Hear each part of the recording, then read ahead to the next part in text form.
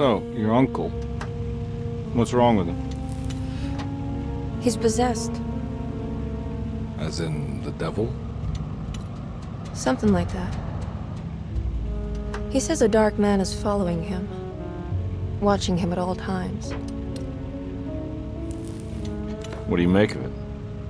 It's nonsense, of course, but I'd be lying if I said it didn't bother me. You see, it runs in my family. Possession? No, Detective. Deteriorating melancholy. Practically every member of the Hartwood family is driven mad before they grow old.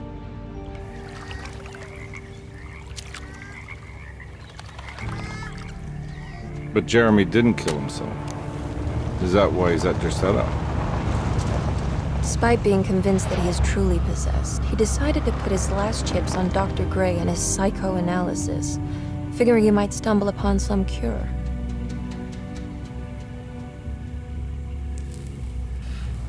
You mentioned the letter. I received a disturbing letter from Jeremy accusing the staff and all the other patients of being involved in some cult. And now they are also out to get him. Could it be real? Or is it all just in his head? It's a story he tells himself, Mr. Carnby. Anything to avoid the truth. Which is? That we're all terribly insignificant. That people mean so very little to one another. That there is no one out to get Jeremy Hartwood because he isn't worth getting.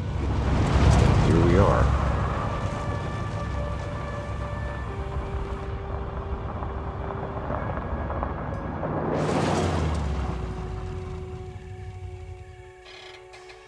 My uncle's not well, Mr. Carnby. I want to make sure he's all right. Then what's my part in this? You couldn't get a cab? I just wouldn't feel safe going alone.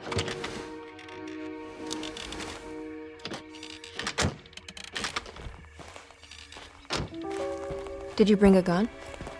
Yeah. You think it'll actually come to that? No. But you might need to wave it around depending on how agreeable the staff will be. What exactly are we gonna do when we find Jeremy? I don't know. Let's just find him first.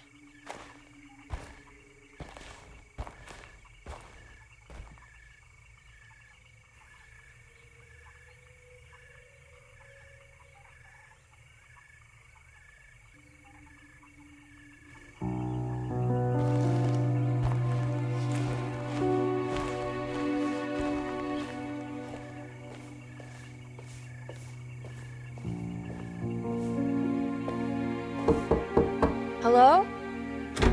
Hello? Looks abandoned. It can't be. There has to be someone around. Wait here. I'll go around back.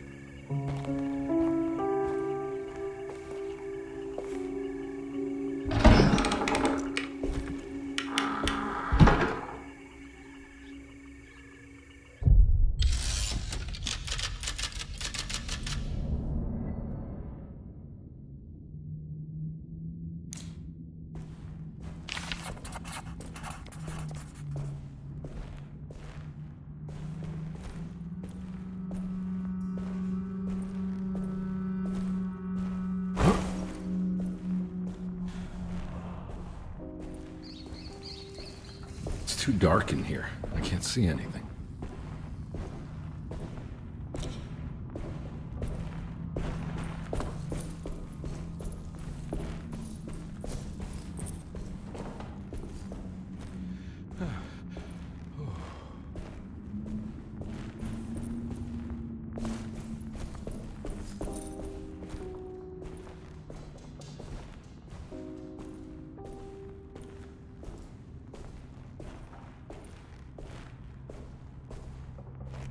Now what do we got here?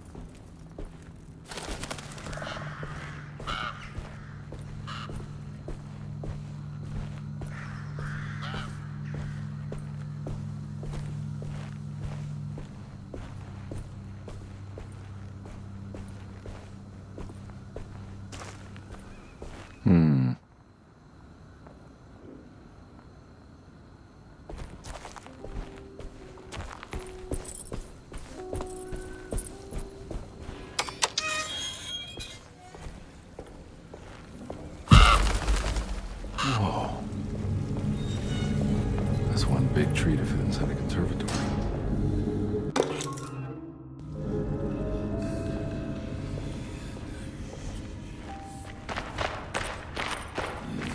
Huh? What?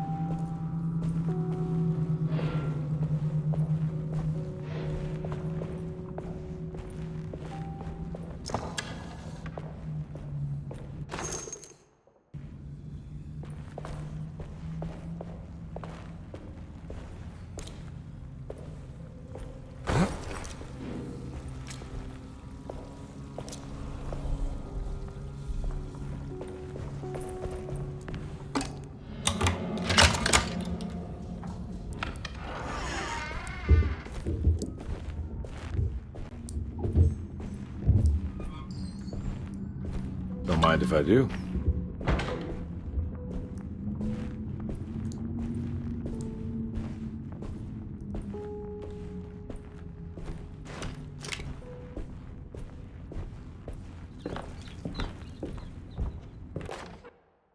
Every day your silence weighs a little heavier. It's been a difficult year for everyone, and many have lost all hope. I read in the papers about people suffering. Pictures of dust-covered landscapes without a drop of water. I wish I knew if you were still tending the earth or if you had turned your back against us. I have started to look for help elsewhere. I pray you will tell me if I am going down a path that you find disagreeable. With help from Baptiste and Charlotte, I found comfort in the practice of the voodoo. I have long been skeptical of that Caribbean cult, but it's been of good use to me. It seems all harmless in my book. I say some words dreamt up by the Creoles, and I carry around a small pocket of gris-gris. Nothing of this is mentioned in the Bible, of course, but the French Quarter priestess tells me it's all connected. She says the Christian God is just one more perspective on the creator of things. That's what I like to think, but the other way around, that the spirits of her faith are just aspects of you, our Heavenly Father. I am so grateful for the words you gave Mr. Hartwood. We will sing your praises at St. John's Eve. The world will be blessed soon again. Only the sacrifices of the Old Testament compare to your demands. Let it be the truth. A mother of earth, wood, and dirt. A mother of 1,000 young. Sacred sand, $1. Black cat oil, $1.50. Devil shoestrings, $0.25.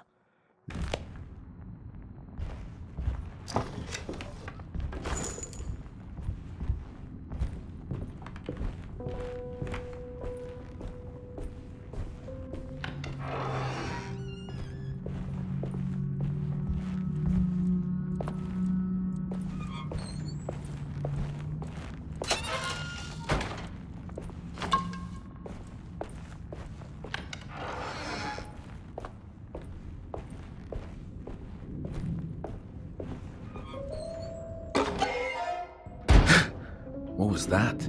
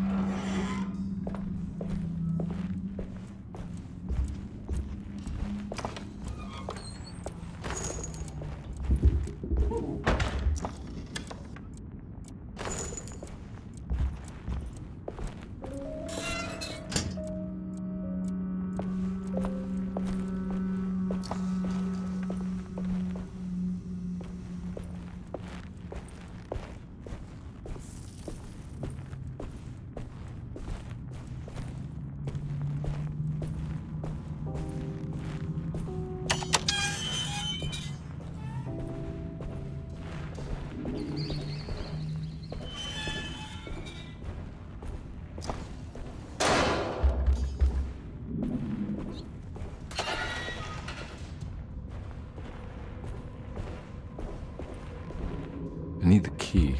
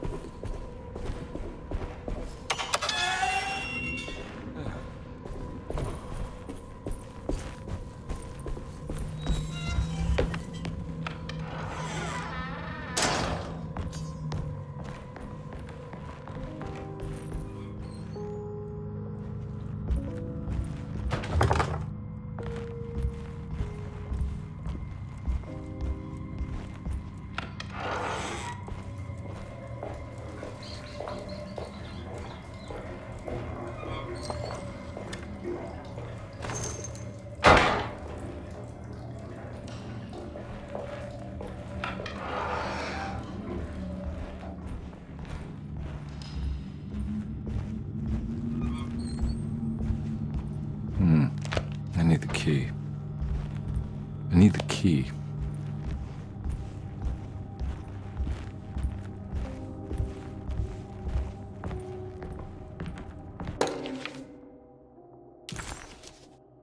Oh. Okay.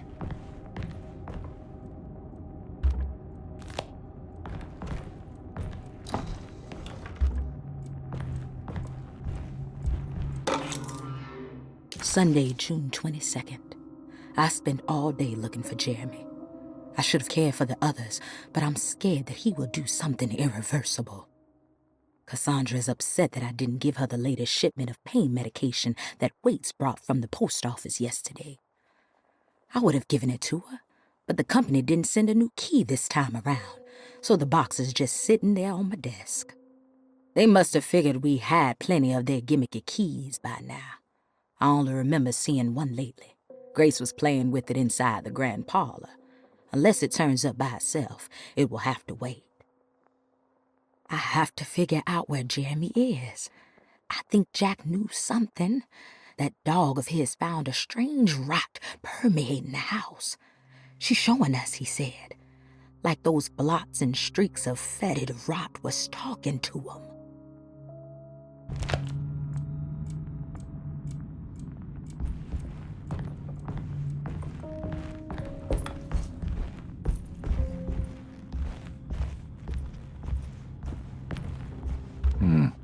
I need the key.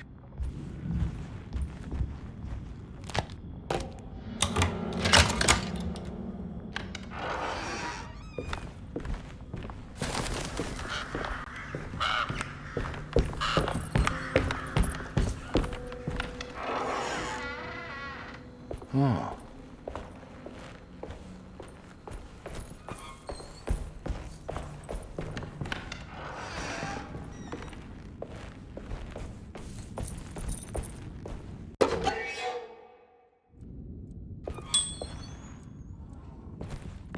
I need the key.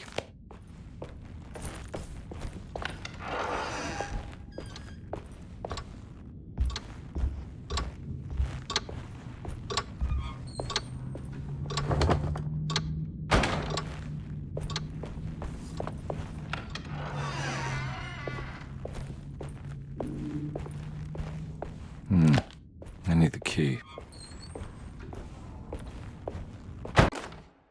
The Great Depression. President Hoover raises tariffs on over 20,000 imported goods in an act to protect American labor. Following the collapse of the Wall Street stock market on October 24 last year, American industry has suffered greatly. Thousands of companies have gone bankrupt and left a large part of the American workforce unemployed. In an attempt to turn the tide, the Smoot-Hawley Tariff Act has been signed by President Herbert Hoover. By regulating commerce with foreign countries, the government hopes to encourage the industries of the United States to compete with cheap foreign imports. Superstition on rise. New Orleans voodoo stores and spiritual mediums see increased profit during troubled times. While the market has faced hard times ever since Black Thursday of last year, voodoo doctors and snake charmers see significant rise in number of customers. With the coming eve of St. John on the 23rd, the police expect increased cult activity around Bayou St. John, the southern shore of Lake Pontchartrain. voodoo rituals in that area on the eve of St. John have a long tradition reaching back to the first snake worshippers brought as slaves from West Africa. During the 19th century, its practice was popularized by the legendary Marie Laveau and has since been embraced by many of the Creoles and the surviving aristocracy of the French Quarter. Author seeks asylum. Rumors regarding author Cassandra Beauregard making Derceto her home verified. Derceto Hospital is an old plantation building on the eastern shores of Lake Pontchartrain. While often considered an asylum for the insane, residing Dr. Elmore Lee Gray prefers to think of it as a convalescent home, a place where you can go to rest. The patient list is kept secret, but thought to include many of the black sheep of wealthy families, because at Derceto, treatment does not come for free. Local author Cassandra Beauregard has now been confirmed by her own admission. She's been lauded as a powerful Creole voice and written many successful books. Lately it was reported from Hollywood that she has finished a moving picture manuscript titled Slaughter Gulch. That film is set to hit the theaters next year.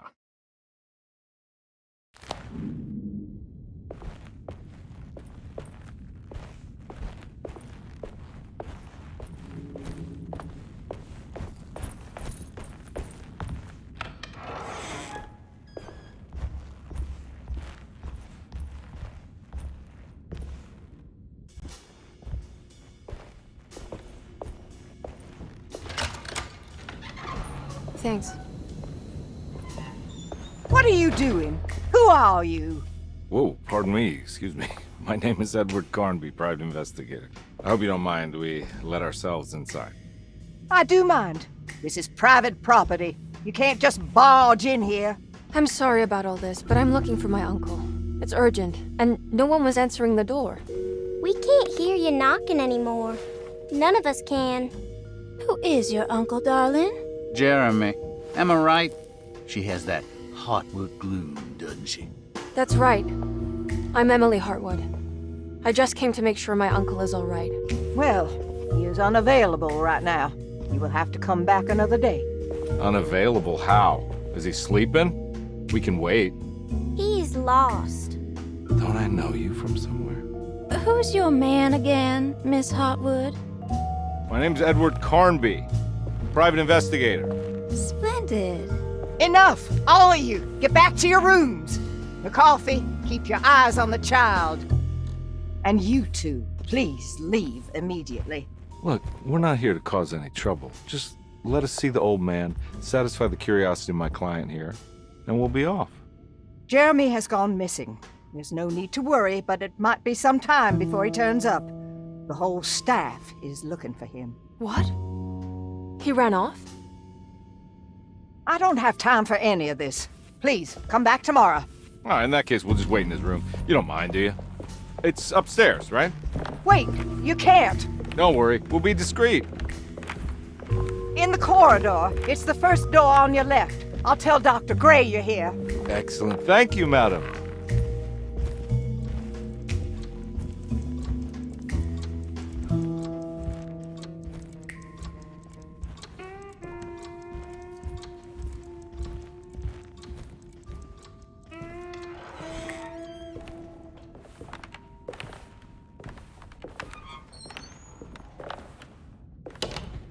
All right, here we are. Let's look around. See if we can dig up any clues.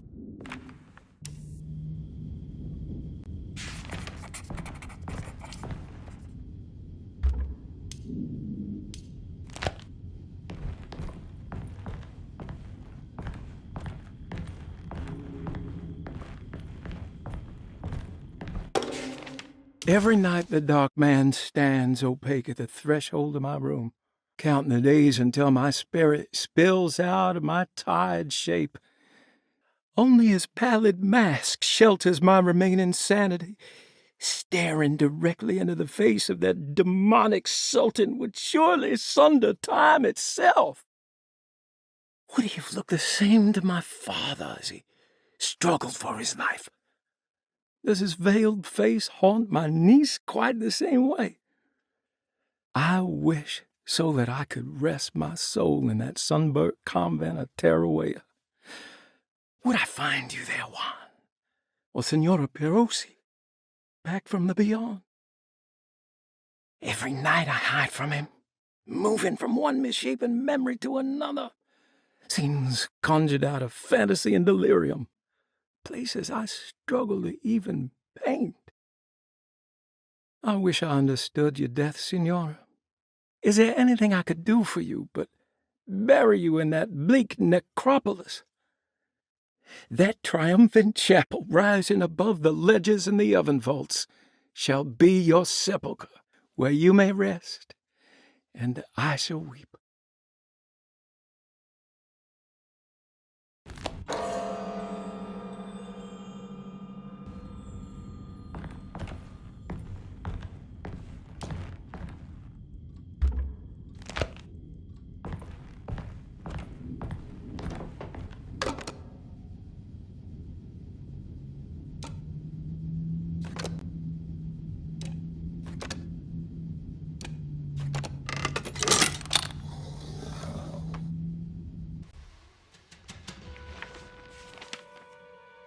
Hey, you know anything about this? Looks like some sort of talisman.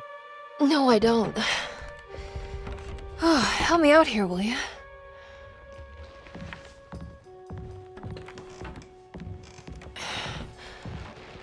I would kill the guy to throw some of this stuff out. I'd be crazy too if I had this much junk lying around.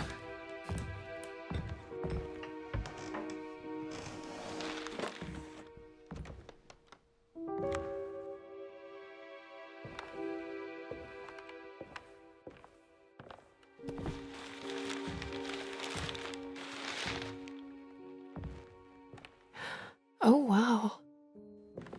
That's striking. I want to save this one.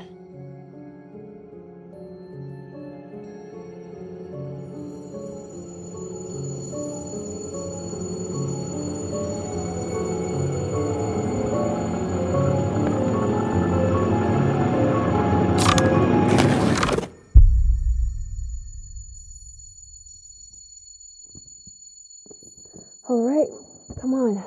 I want to go see Dr. Gray.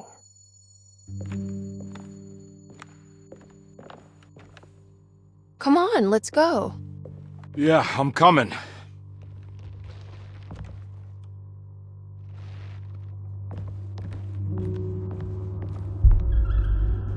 Miss Hartwood. Emily?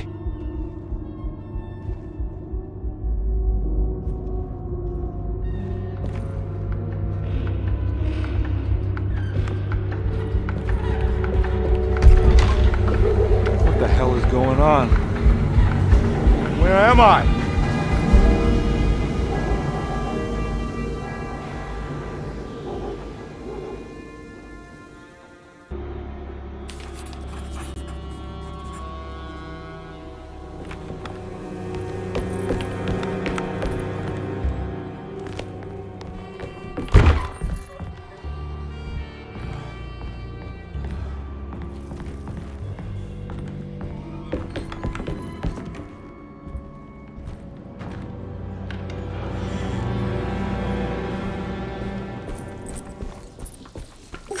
Ah!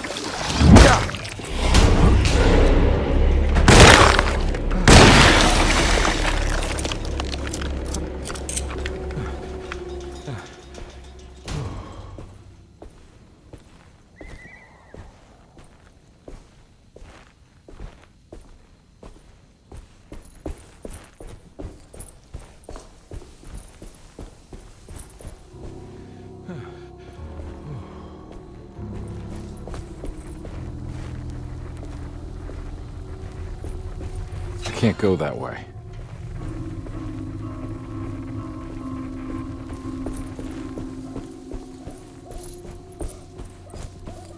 What the hell is going on?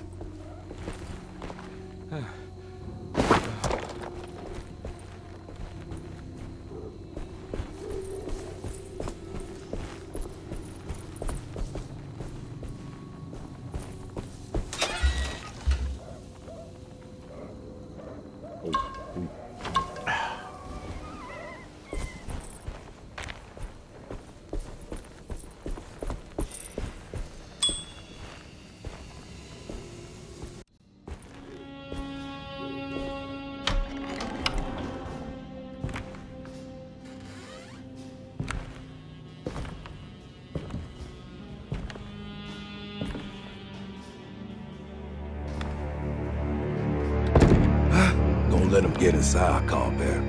They're not the good kind. Is this your store? There are no owners here. We both strangers in Jeremy's store. Jeremy did this. How? The pact with the dog man. Jeremy warned us, but we didn't think much of it. I'm Detective Edward Carnby. I was hired by Jeremy's niece to find him. Oh, yeah? How much she paying you? $150. She's sure getting her money's worth tonight. Are you a thinking man, compare? No, not if I can help it. You know, I think Jeremy's hiding in a way we can't find him. He has this juju necklace that guides him. The talisman? That's right. It's some magic charm he got from Miss Jackson down the street. The voodoo priestess? You know surprising things, compadre. Yeah, the Mama Loa. Here, take the key.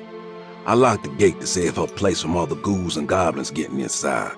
Maybe if you go there, you can find some clues to show you the way. Thanks. I'll have a look.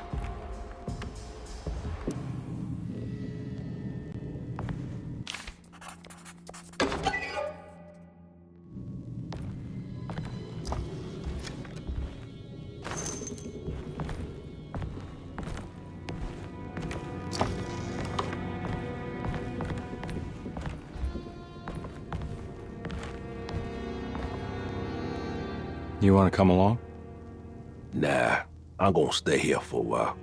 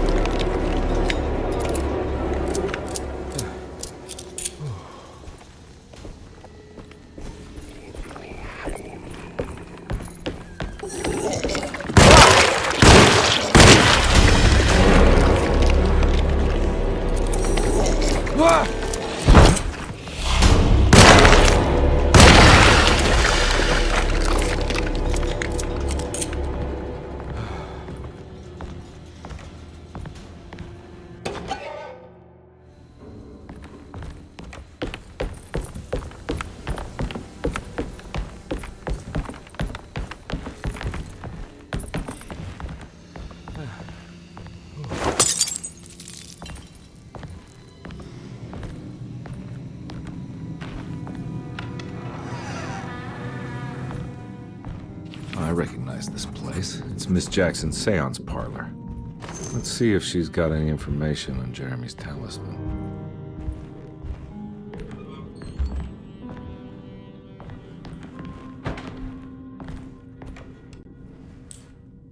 It's the talisman, like the one in the painting.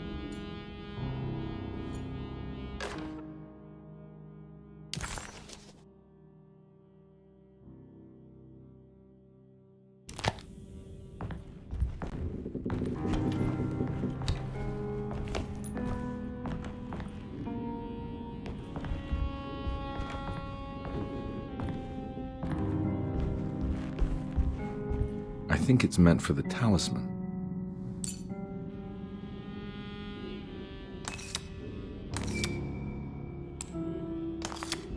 I think it needs numbers, like coordinates. Maybe there's something in Jeremy's notes.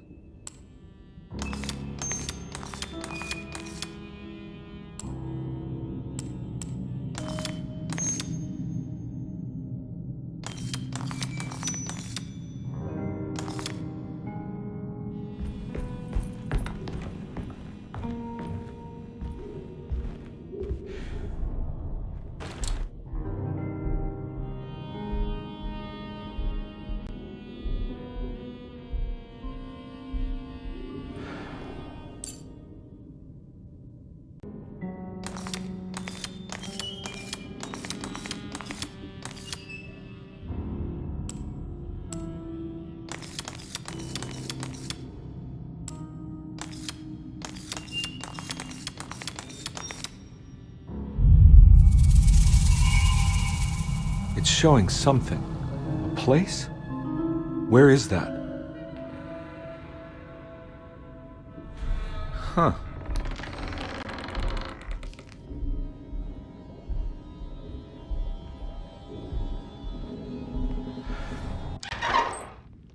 Detective, I was wondering when you were going to show up. Mrs. Thompson told me you were here. I understand you are working for Jeremy Hartwood's niece. Yeah, I guess so. I mean, you're not wrong. We came here for her uncle. I just didn't expect... I didn't expect this. You are Dr. Gray, right? That's right. You don't happen to have some identification, Detective. I'm not keen on having strangers prying into my business. Oh, Detective Edward Carnby, Decatur Street, New Orleans. Enjoying the Vieux Carré, Detective? Those old French quarters, the voodoo people, the gangsters. I'm sure you live an exciting life. Well, it's not quite like the stories, Doc. Just trying to make a living. Aren't we all making a living? Well, welcome to Derceto, Detective. I hope your time here will be useful. Now, what can I do for you? But why don't you tell me where I can find Jeremy Hartwood? Why wouldn't that make for a short visit? I wish I could tell you, but I'm afraid I don't know. A drink, Detective? Anything brandy. Oh, you do belong in the French quarters, Detective. Armagnac or cognac? You know, just give me the cheap stuff. I'm not much of a connoisseur. Having low standards is not a virtue, Detective. Let me see if I can broaden your perspective. What can you tell me about Jeremy? I wouldn't want to go into details about his condition. Doctor-patient confidentiality. I'm sure you understand. Sure, but he is crazy, and he's gone missing. Why? Here, try this. Ooh, it's good. Got a bite? It's called a sidecar. The trick is not to be afraid of the tartness of the lemon. Then, for goodness sake, don't overdo the triple sec. Okay, what can you tell me about Jeremy? Well, let me think. He is an anxious man, constantly worried about events not presenting themselves according to his model of predestination. He complains about things not being carried out in the right order, and that some things simply shouldn't be. Is any of this helpful to you? Not really. I was hoping for some direction where to look next. I'm sorry. I have nothing for you then. You should talk to my orderlies. They have been looking for him for a while now. I'm sure they would appreciate your help. Yeah, I ran into Batiste earlier. Come to think of it, he might have given me a lead. Oh, excellent. So your investigation is already underway. I'm gonna go, but I'm sure we'll meet again. Looking forward to it. Safe returns.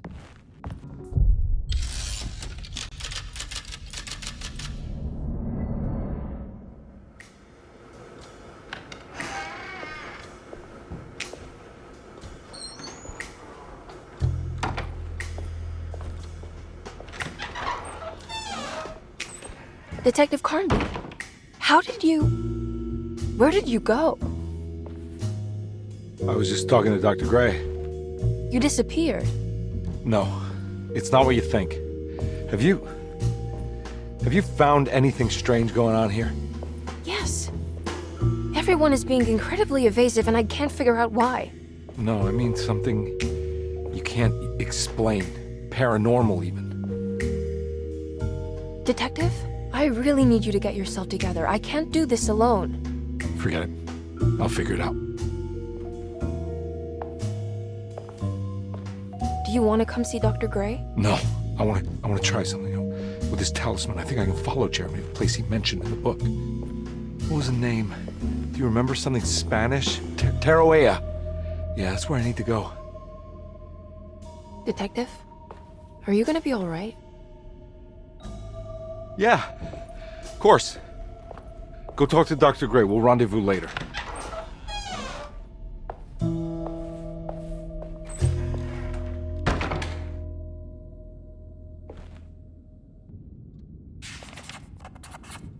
This talisman brought me back from the French Quarter in the blink of an eye. If Jeremy can travel so easily, then he could be hiding anywhere, even Tarawea. If he can do it, so can I. I just need to figure out how the talisman works.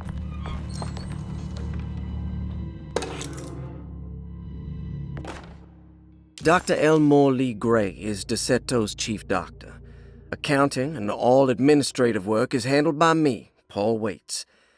Magdalena Thompson, or Mags, is responsible for the household. Jean-Baptiste and Charlotte Tabois are responsible for keeping the guests' medical regimens in check. Finally, Jack Chance is our gardener, who can... Paul, you're right about the plates on the boiler and the clock. They have been sabotaged, and I think I know who did it. They have something to do with Jeremy's episodes and how he seems to disappear at night. Right now, it's important that you keep an eye out for any of the pieces. I want to find out if I can repair the plates. Let me know if you find any of them. Lottie. Tell Lottie to take a look at the well in the kitchen garden.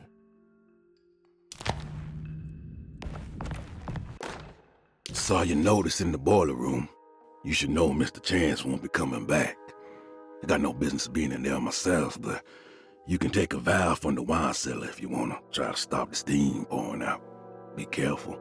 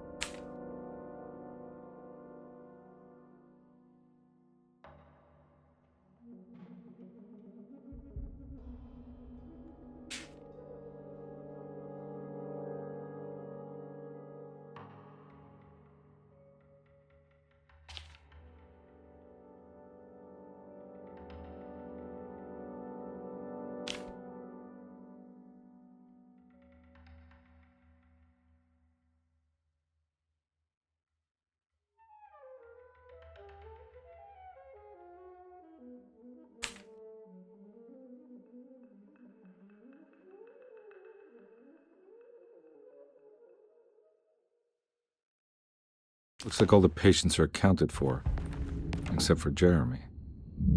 There's no way I can get into this thing. Better leave it alone.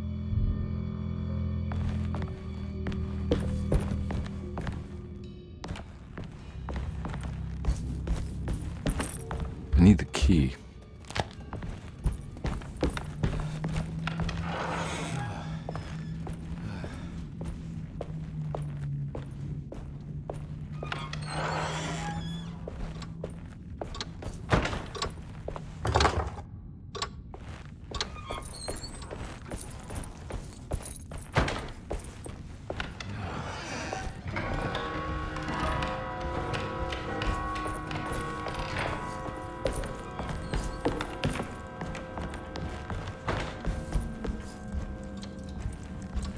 Oh.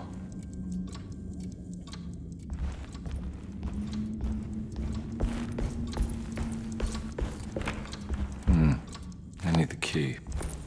It's stained. Looks like some kind of... This must be the clock that Jeremy... Looks like the plate that held the talisman in the seance room. But it's broken.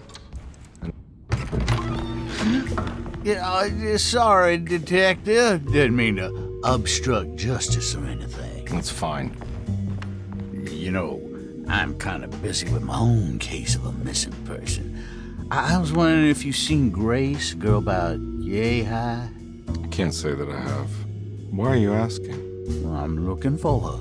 Is she in trouble? No. She's just hiding somewhere. But we can't have a rascal like that running around unchecked at a time like this, you understand? Well, I haven't seen her. Well, let me know if you find her. I'll be around.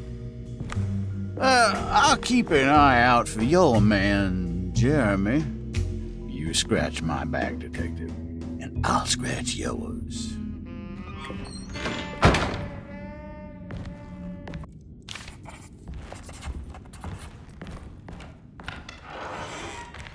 Looks like everything's back to normal here.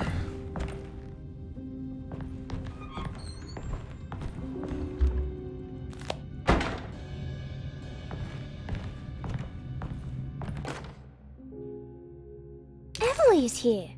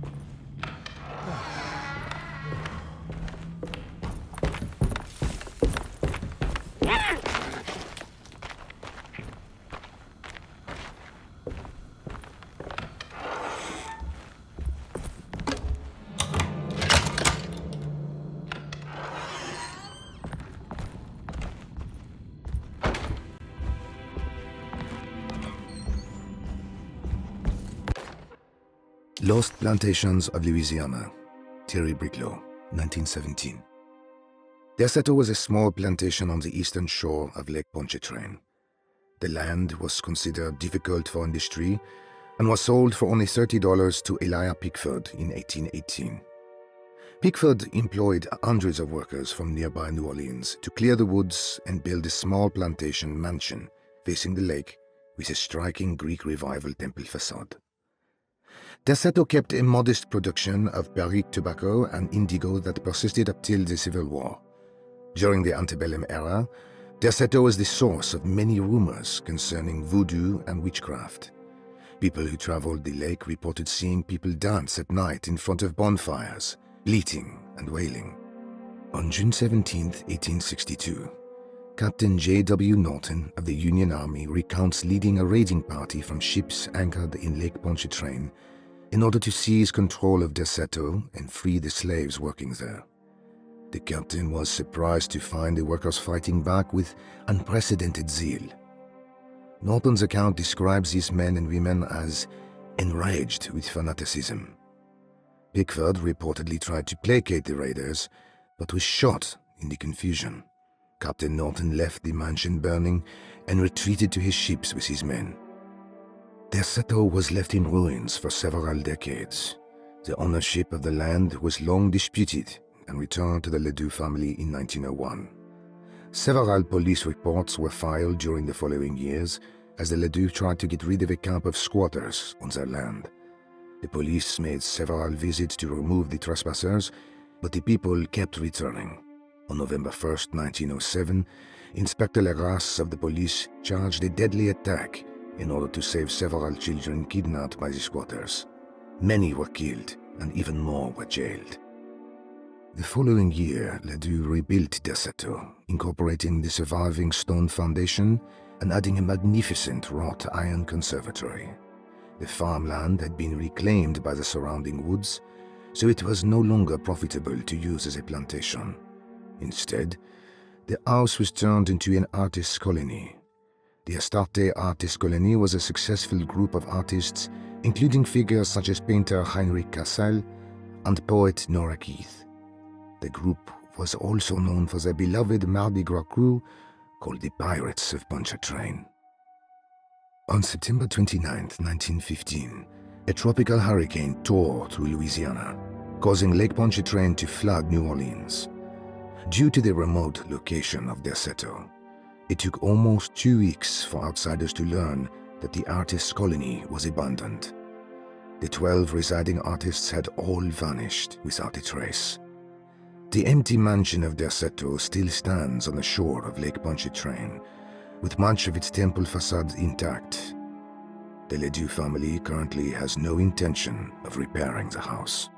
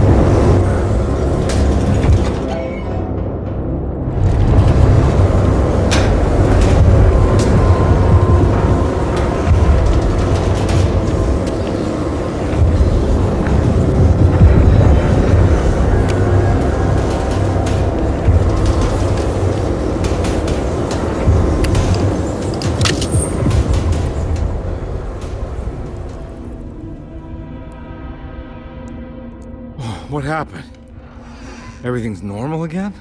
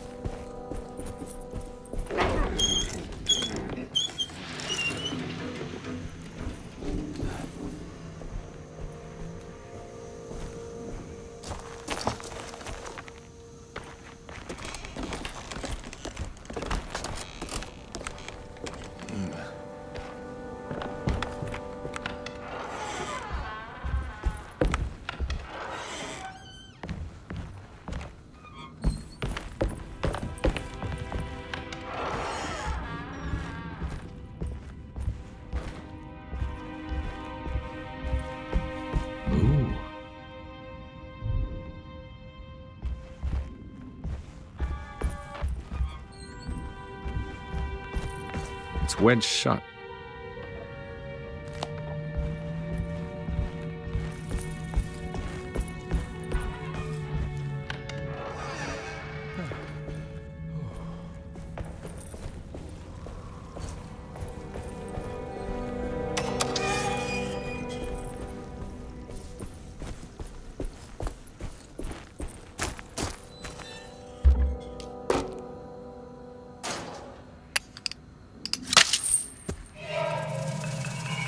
Got it.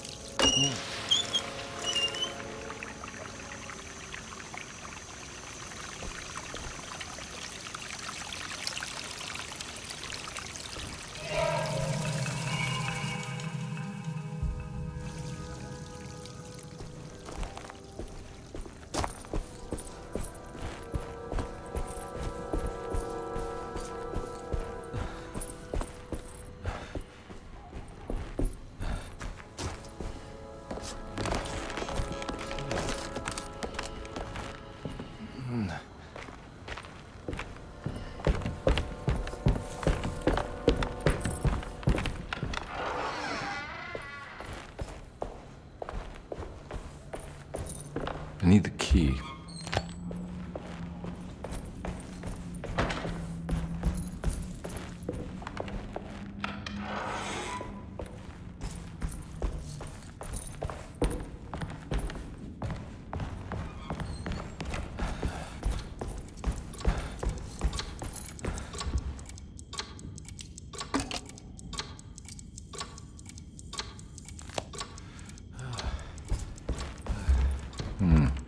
I need the key.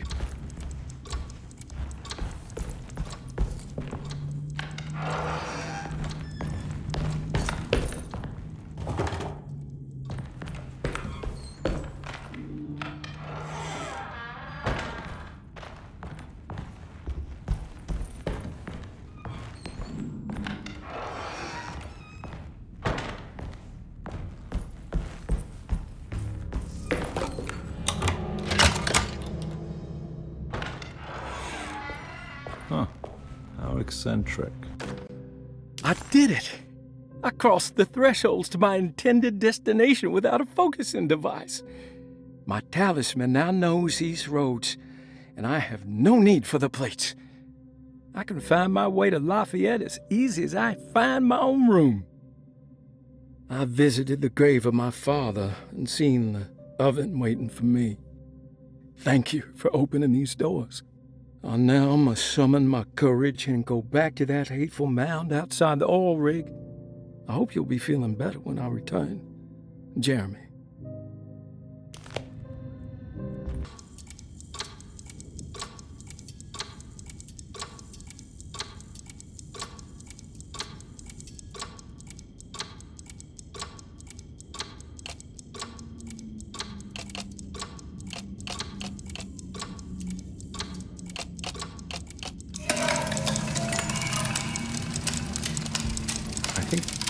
Huh.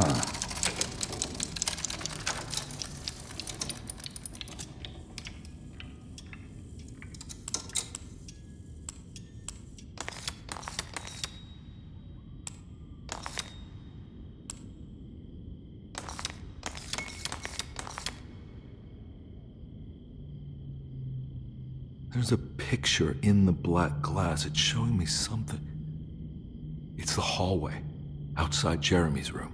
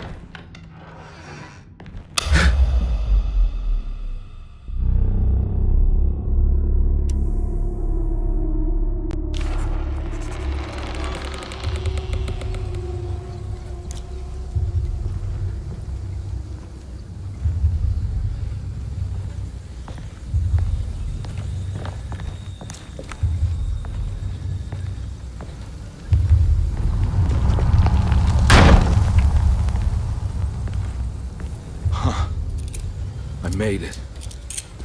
I entered another one of Jeremy's memories. Ugh.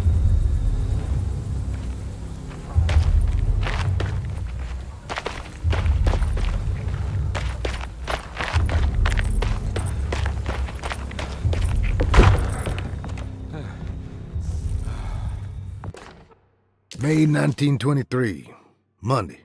All okay, ready for delivery. Maintenance. Oil pump must be serviced. Any tampering causes large spills unless properly forestalled. Tuesday. Shipment delayed but delivered. Maintenance. Service bridge close to broken. Wednesday. Prospectors reluctantly agreed to show the burial mound to Mr. Hartwood, a painter, who read about our finds in the papers. He means to return tomorrow and try to find a way inside. Thursday. Mr. Hartwood's efforts delayed. Workers seemed nervous about his presence. Hartwood promised not to return to the compound. Instead, he has taken up an offer by L'Officier, the riverboat captain, who means to pilot him to the site tomorrow morning. Hopefully that's the end, and work can resume. Maintenance. Bridge from the oil tower to the bayou has collapsed. Sabotage suspected. This is the devil that guides us now.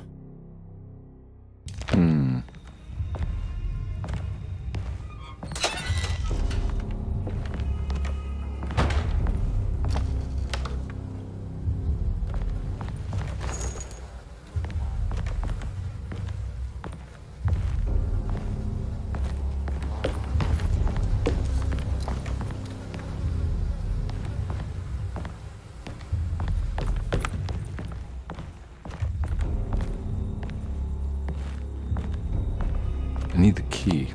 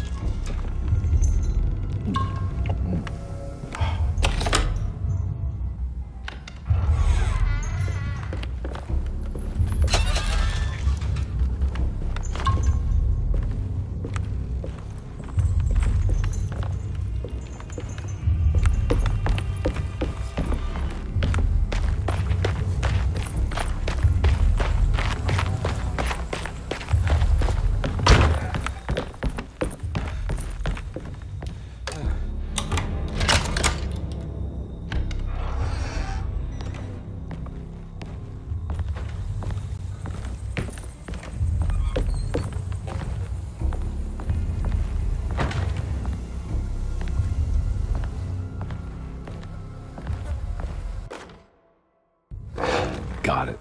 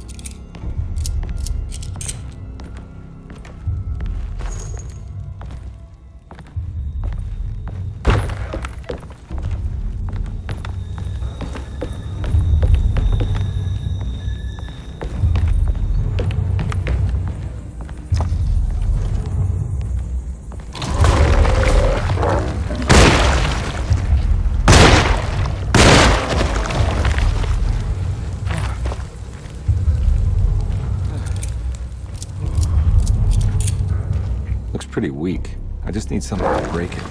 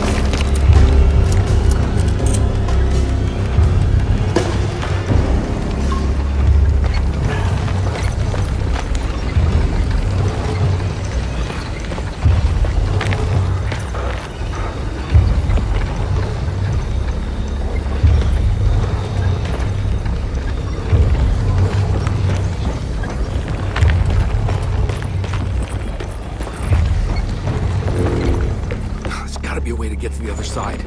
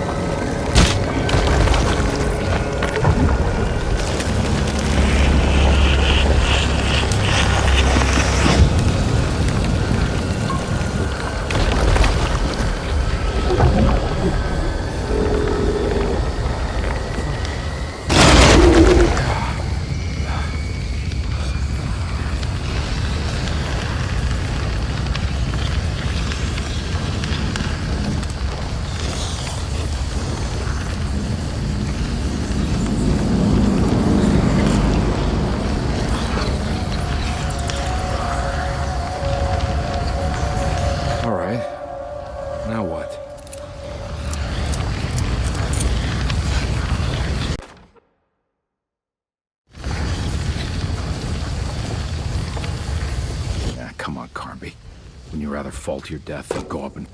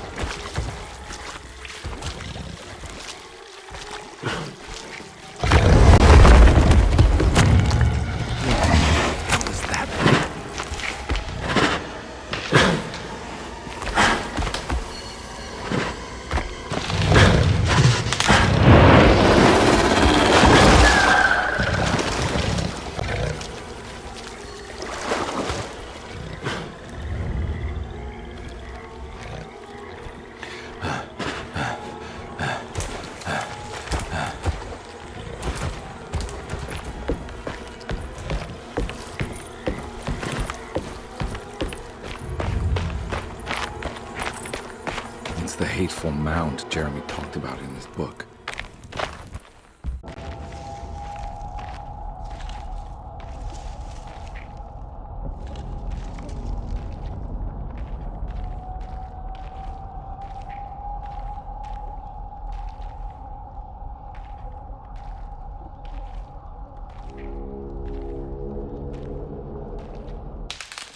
Don't come any closer. I'm armed. Get that thing out of my face. Who are you? What are you doing here? I'm just a detective trying to find something called Tarawea. You're after Jeremy too? Why? I'm working for his niece. She wants to make sure he's alright. He might be unharmed, but far from alright. He's a curse upon Derceto. Here we go again. Quiet!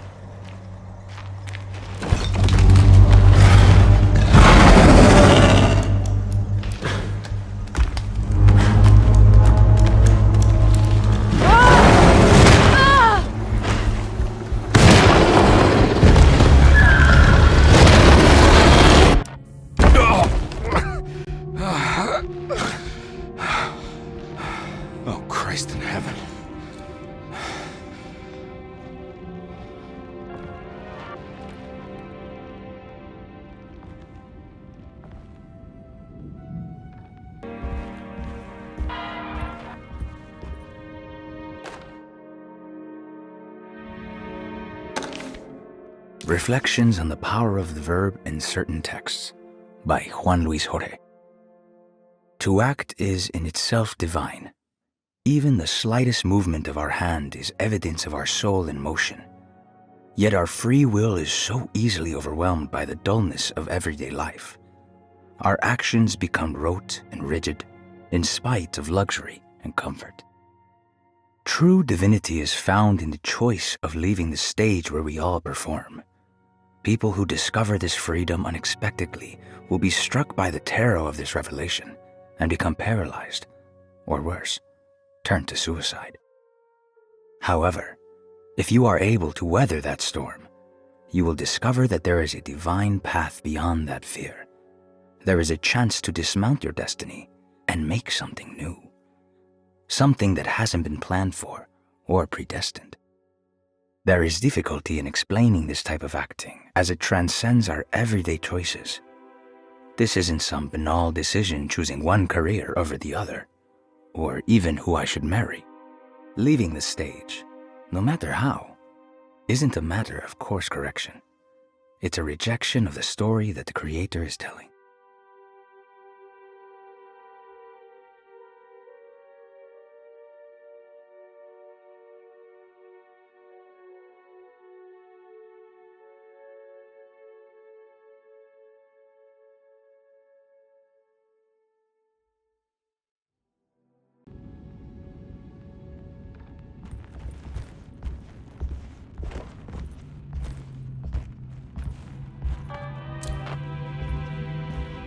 It's wedged shut. It worked.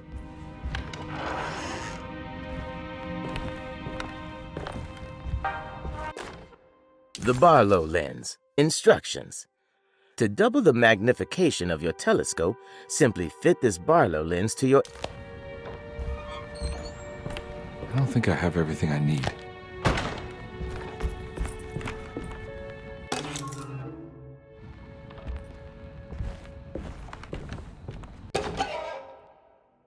What's this?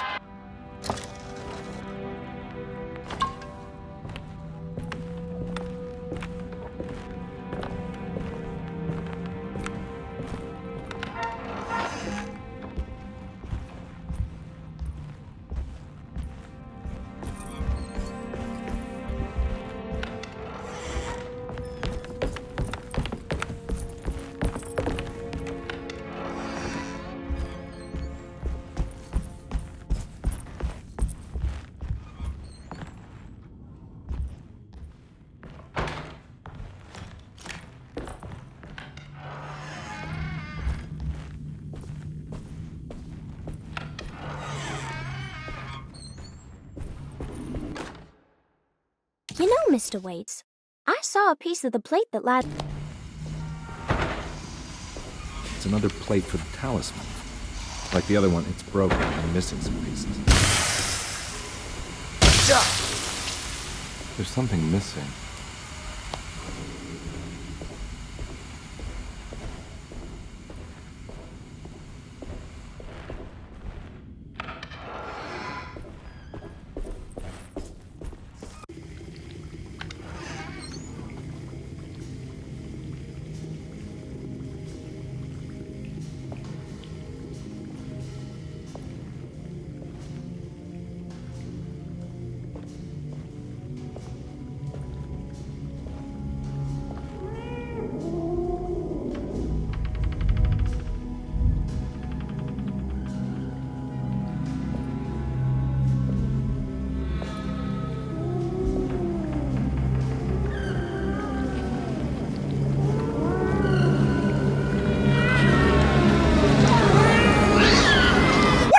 In my kitchen.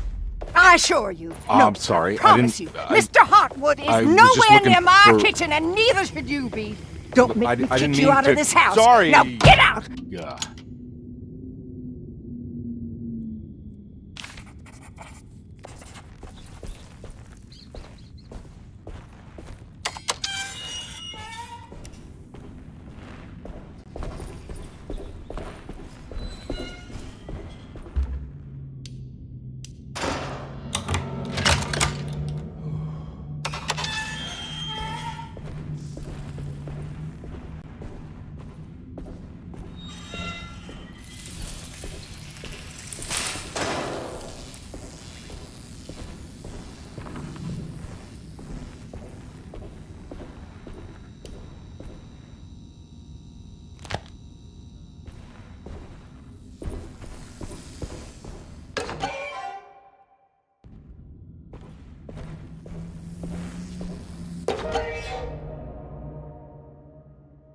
Huh.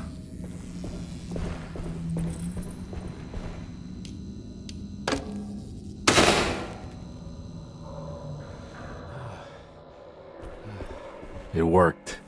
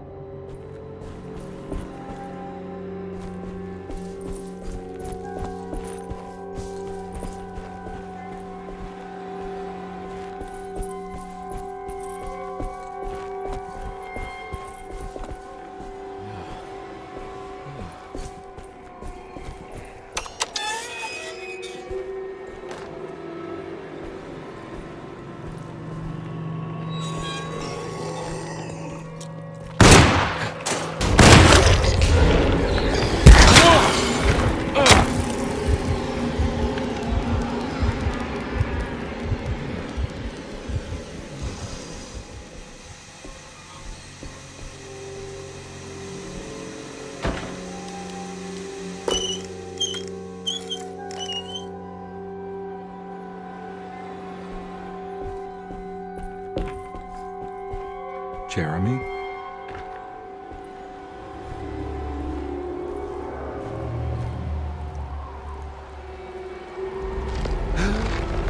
What the hell is going on here?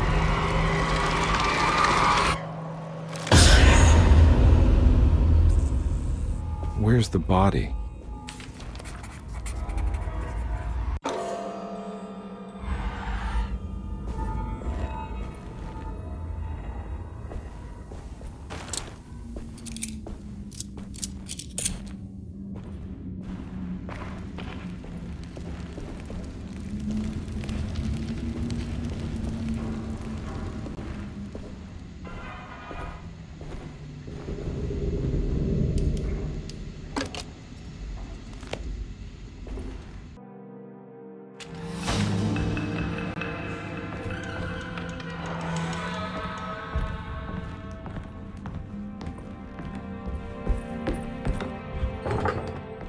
Huh? What?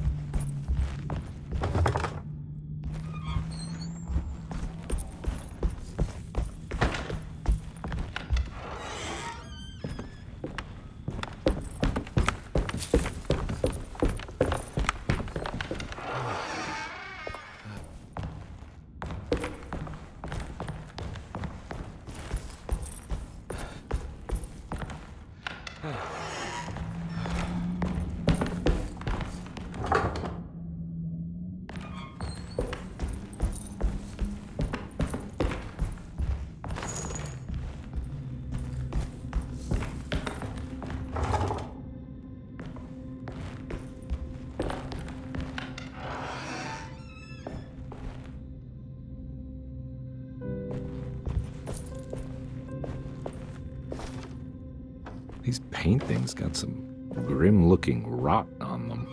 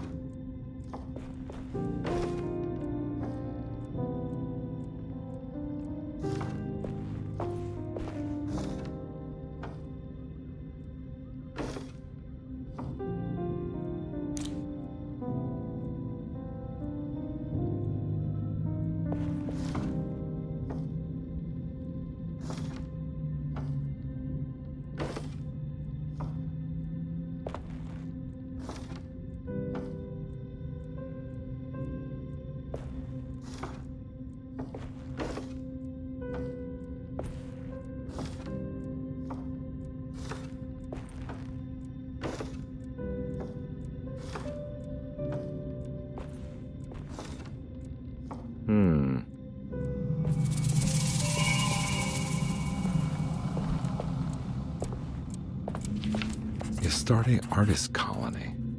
I remember hearing about their disappearance. Must have been 15 years or more now.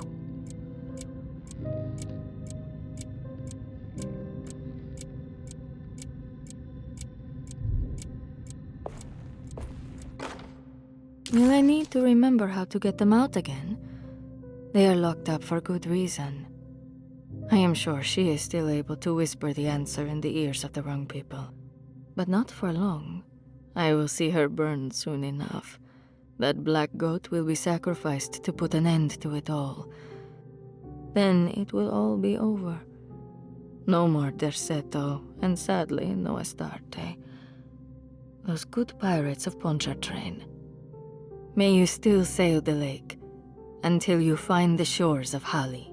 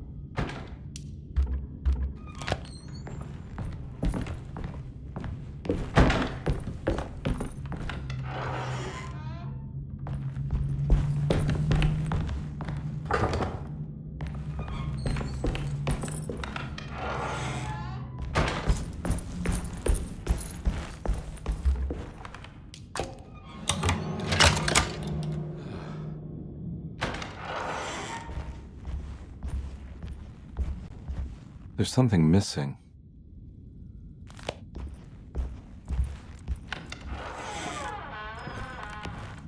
This must be that key. Don't you worry, Grace. Go play your game, bleat and bellow with the others. I won't be jealous. There will be more masquerades. However, I would love it if you would finish my mask for the feast. With love, Ruth. Room. Why does she seem so familiar?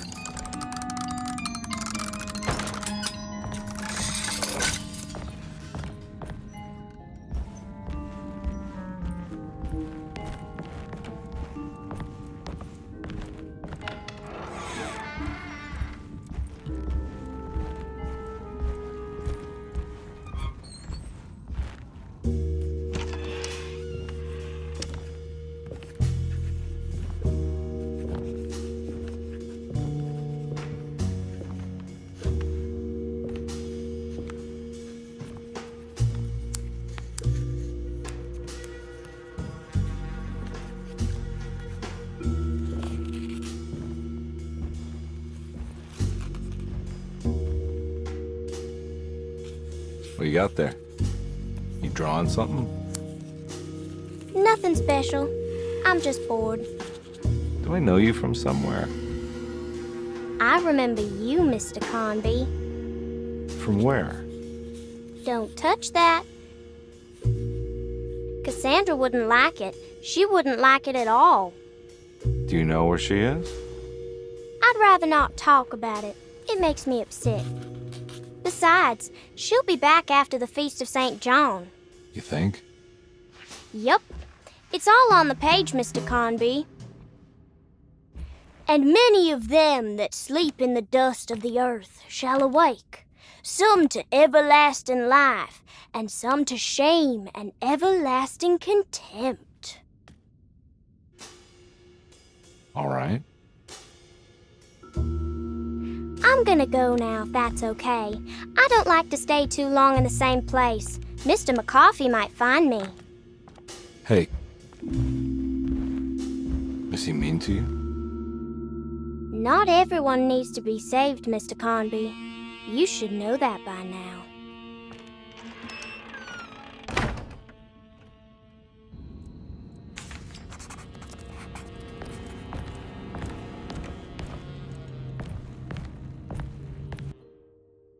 Huh. So this is where Cassandra Beauregard ended up. Miss Beauregard, I picked up your medicine at the post office today. As you understand, it needs to be administered by the orderlies for your safety. I've put the box in Lottie's room for now, and I'm sure she will find you as soon as possible. Mr. Waits. For some reason, I thought she died years ago. It's another one of those strange padlocks.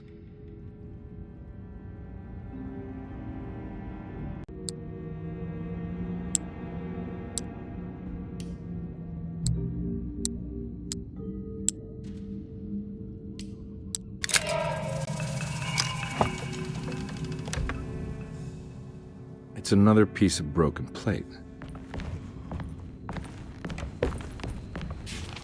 There's more of that rot again. Like it's guiding me to do something. But what? I don't think I have everything I need. If I find the full set of bottles, then maybe I can make something out of the stains of rot.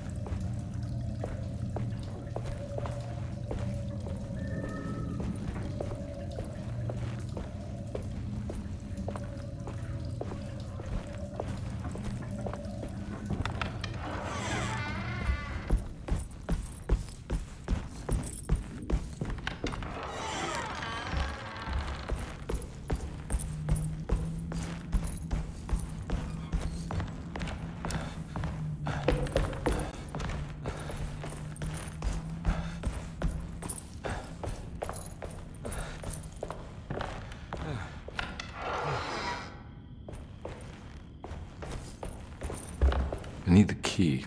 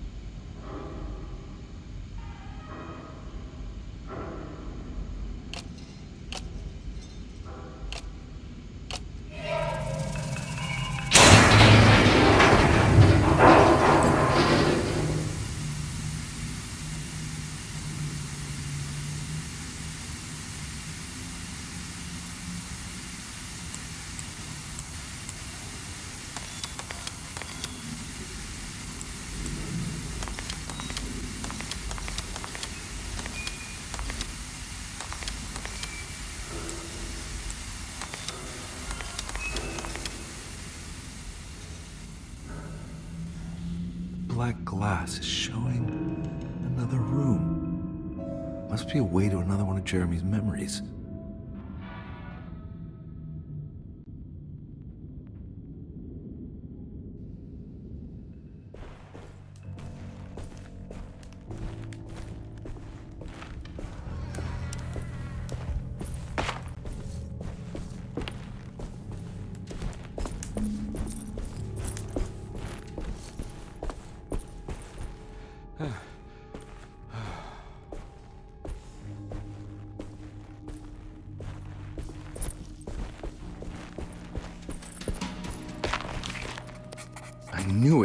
I knew it would work. You're getting good at this, Carnby. Maybe a little too good at this.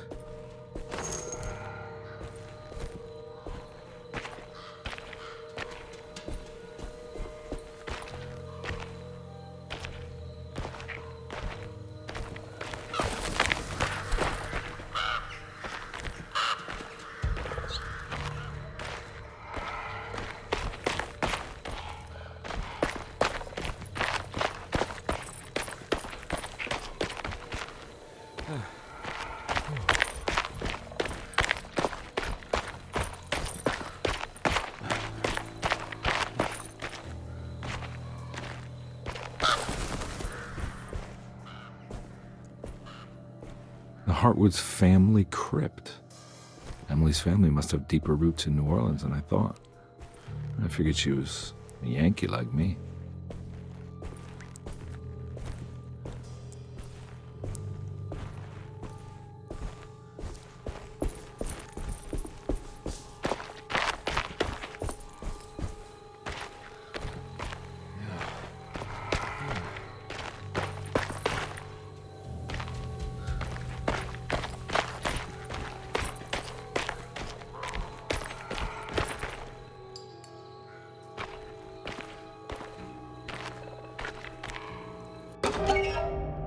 What's this?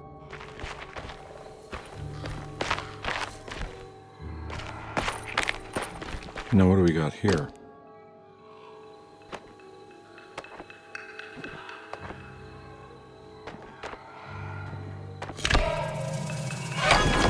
Got it.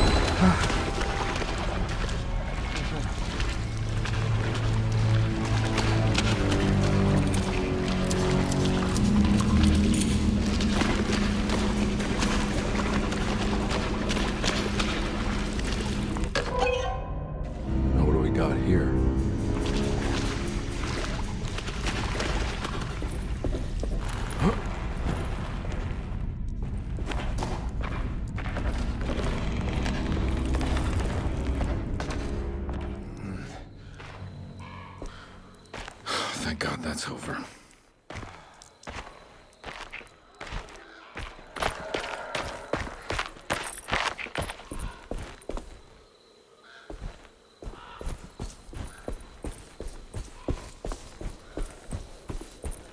Huh.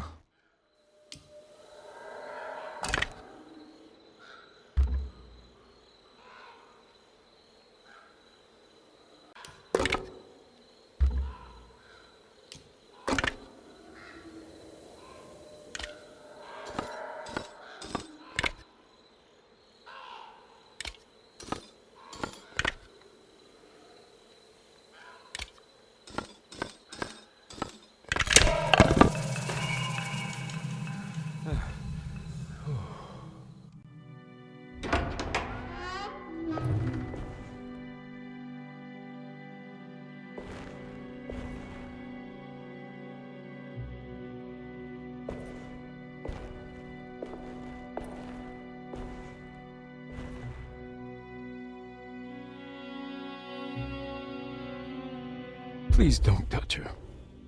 Jeremy, what are you doing here? Everyone's looking for you. I know, it's all a big mess. No one understands. I'm just trying to keep evil at bay. Just for a little while longer. You've got to come back with me.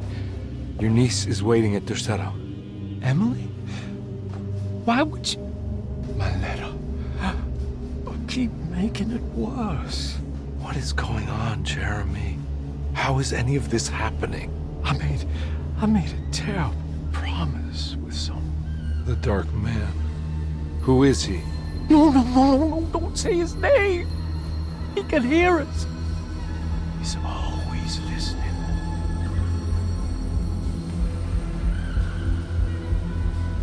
Jeremy. I need to understand what is going on. I promised him everything. When the sun rises, I will be chained in his sunken desert temple for an eternity.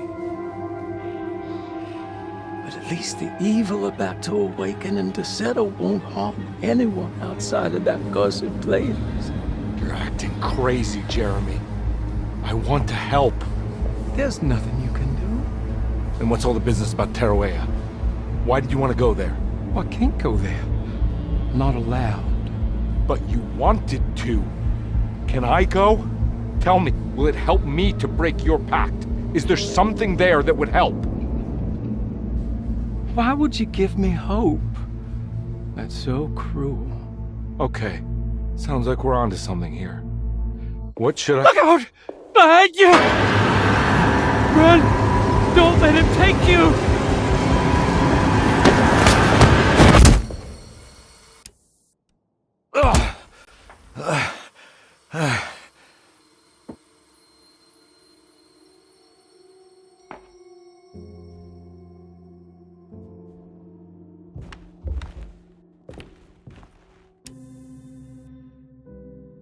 I've seen so many strange occurrences lately. Memories explode into existence and then burn out like tired glass bulb filaments. Dreamscapes crash down from the stars and sink into the sea. Doors that lead to nowhere and absolutely everywhere at once. With all this reverie, I want to think there's a chance that you found a way to remain alive in some way I cannot fathom. Just like I've learned to navigate with my talisman. Maybe you, with all your knowledge, you somehow knew a way to find me again, perhaps in Tarawea. All my love, Jeremy.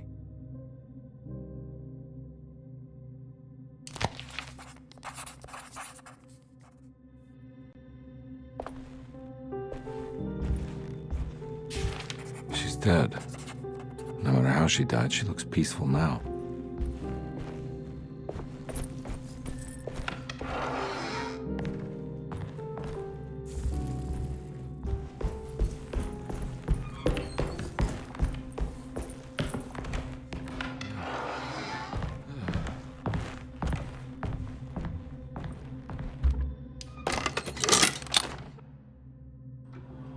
A telescope lens. Why would he lock that up?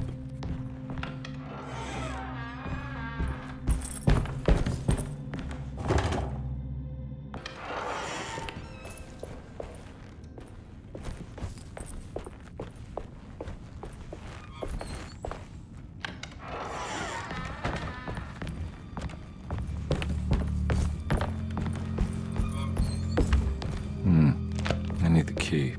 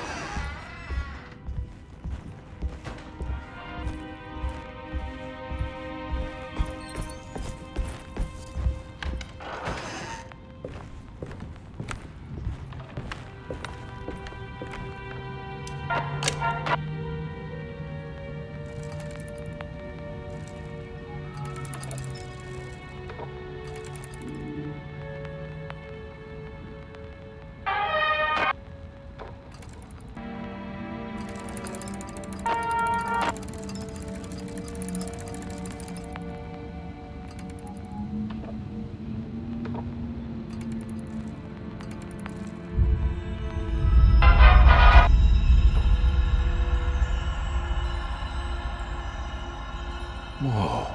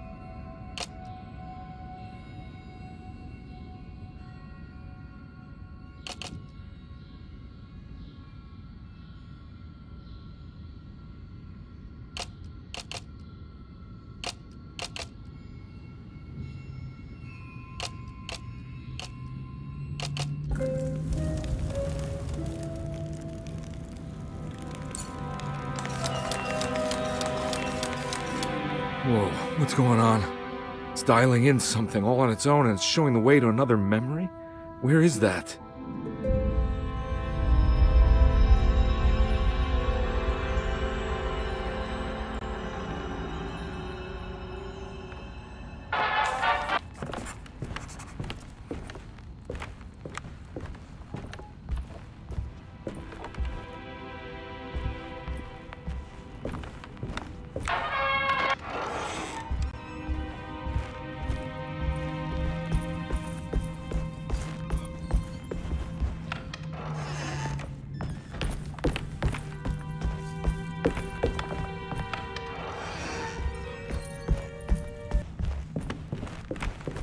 It's wedged shut.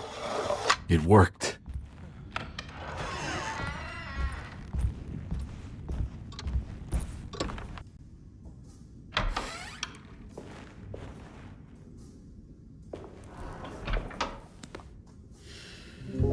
Detective Carnby, how good of you to come. Let me pour you a drink. What happened here? This place looks like it was hit by a bomb. Welcome to the madhouse, Detective. Thanks. Did the ceiling just collapse? I heard it was something in the attic, something that was supposed to happen but didn't. How that could have such consequences is beyond me. The truth is, I don't know why the room looks like this. But I bet your friend Jeremy does. You know where I could find him? Oh, somewhere in his past, I suppose. He keeps going on about that mysterious dark man. I think he is hiding from him. Or maybe he's with him. I can't really keep up. I don't worry much. Take a look around this room. You may think it looks spectacularly devastated, but I just think it's finally found its stride. It fits perfectly with the state of this place and its loonies. The same goes for the nonsense with Jeremy. In my eyes, we finally managed to match the wild ride inside all of us. Well, I'm happy you find the evening still harmonious. I hope you don't mind me setting things right. Jeremy's business, that is. This room looks beyond my capabilities. Good luck, Detective. Hope to see you again soon. Yeah. Evening, miss.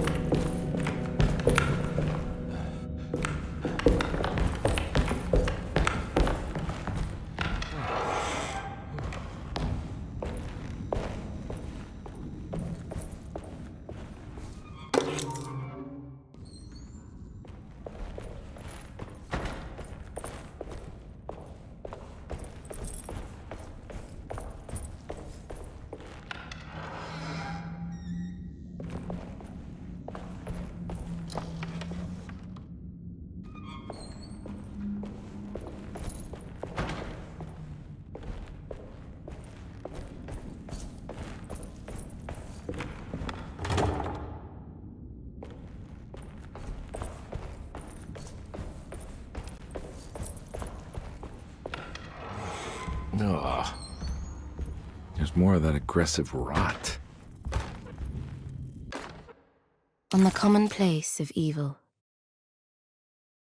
there lies virtue and stark irreverence, careless thoughts of luminous indifference. But blame not the beast we once were, which science so often wished to refer. Not the wicked full of sin, it is you who stand and grin.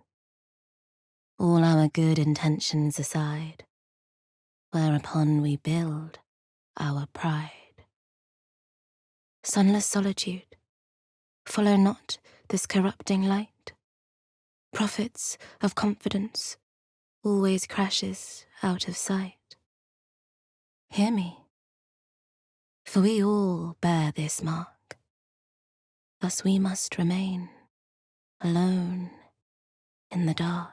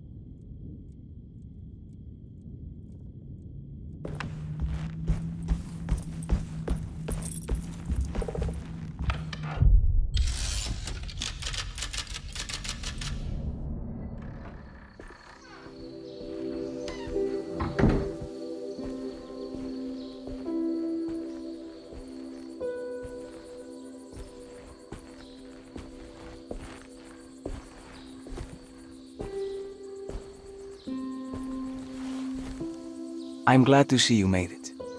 I had my doubts, but the hope you instilled has yet abandoned me. I guess this must be Tarawea. Who are you? My name is Juan Luis Jorge, and this is indeed the convent of Tarawea. You'll have to excuse me, but Yermi never got your name.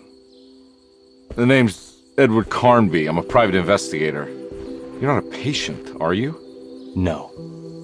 I'm the author of a book that Yermi once found important. How does that work?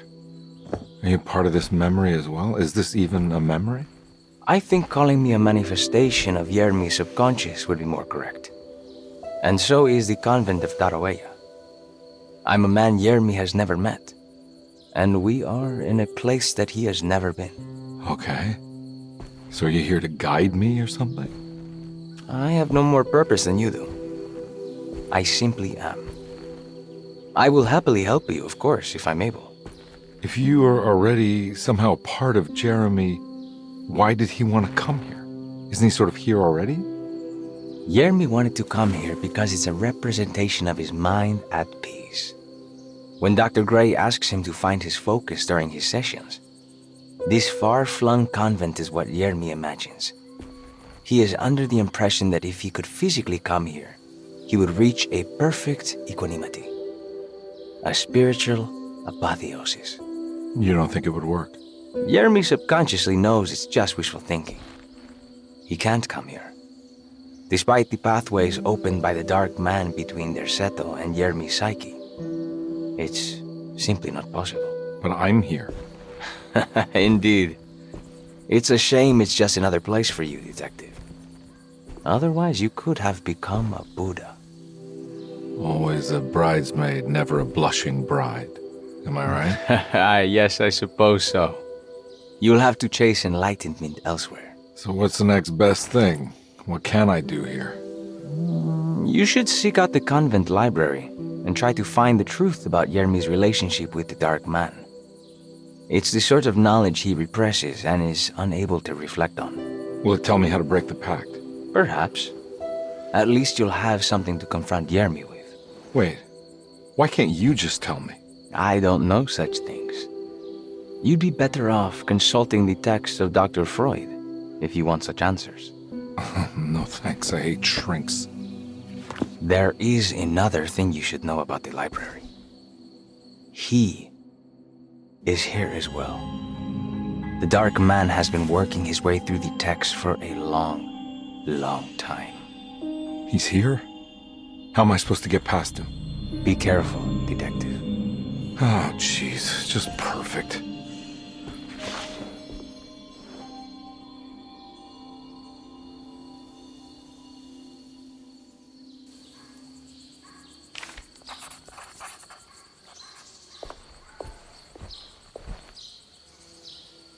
You have any advice on how to deal with the Dark Man? I suppose suppression could work. Try not to pay him any attention.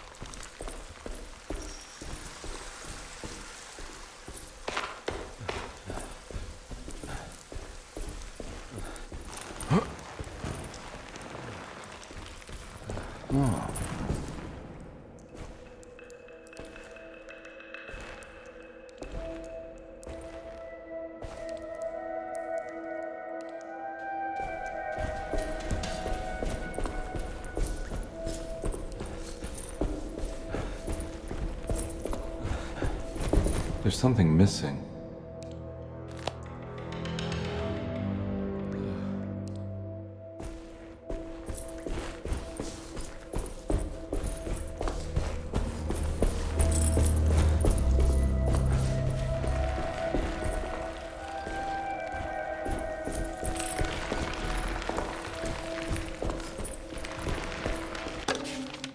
The great library was endless, beautiful, and terrible.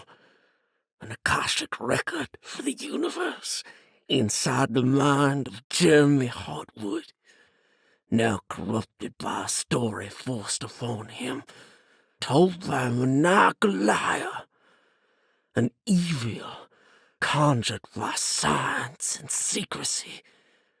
I will suspend a room and lock away the foundation of his character. Its key will be left to the librarian, the only thing invisible to the prowler.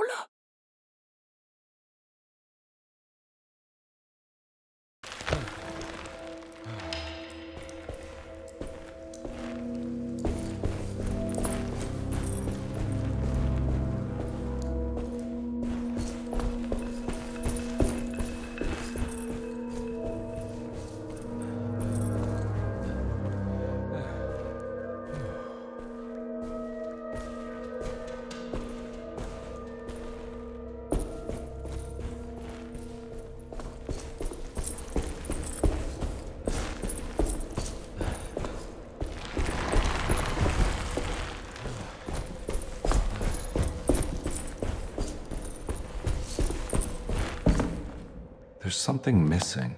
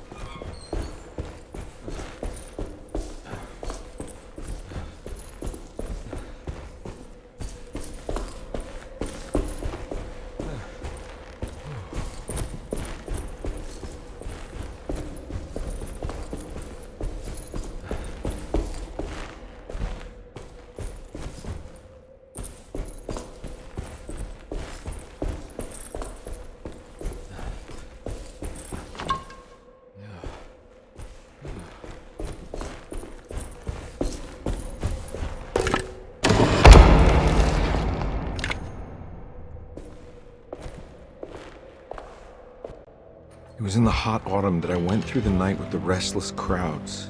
He was a kind of itinerant showman who held forth in public halls and aroused widespread fear. The New Orleans address of the event is lost, but I remember distinctly the Prext Shipping Company pressing their contribution. Hey.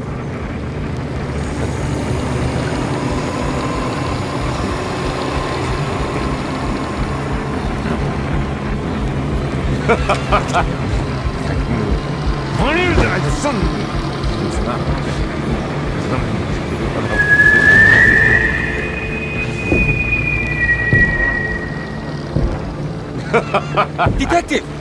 Juan! Juan!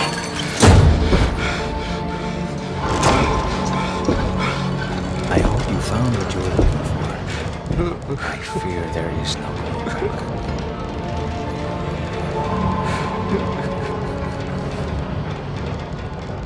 I was so close. There must be something I can work with. Come on, Carnby, think. Think! The shipping company. Prext. Right. Good luck, detective.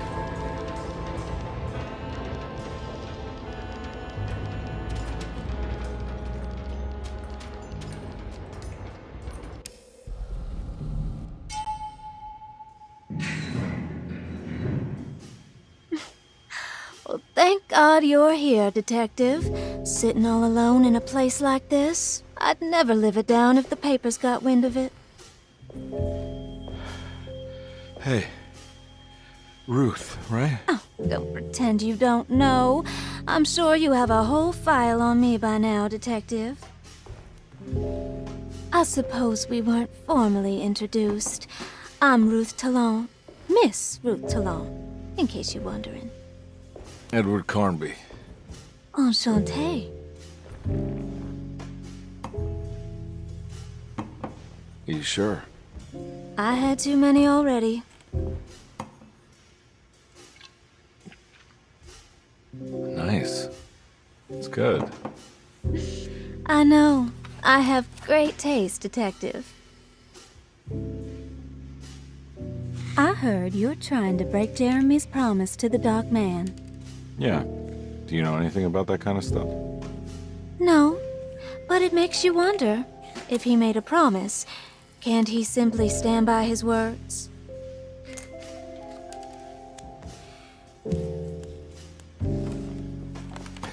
Look, I'm just trying to get Jeremy out of a bad deal, so he'll come back with us to New Orleans. Well, if all fails. What are you doing? It's a sign of submission to the Dark Man. I saw it in a dream once. What?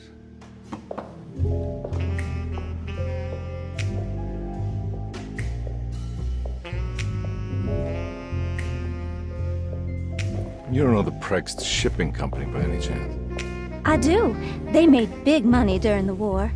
Their waterfront office is just over there. How did you do that? Do what, Detective? Bonne chance. Hey, have you seen Emily Hartwood anywhere? Are you trying to make me jealous, Detective? No, I haven't seen your doll anywhere.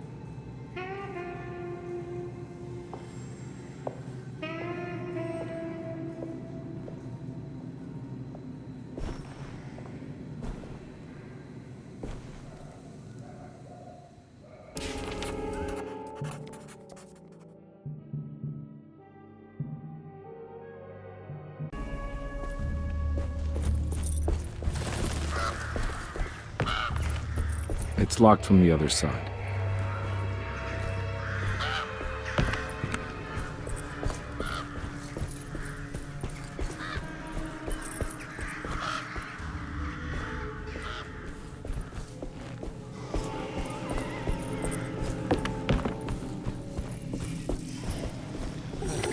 Okay.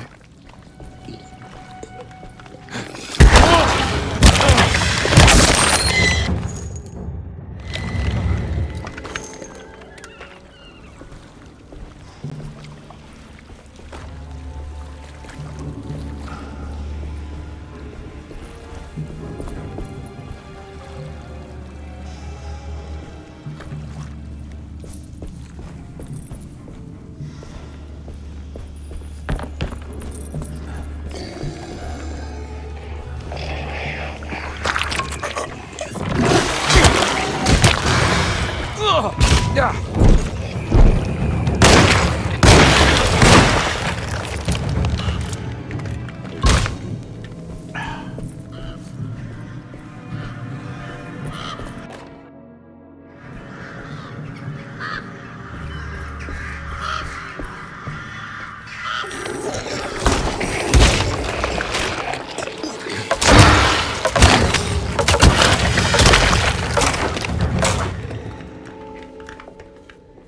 must be another way inside.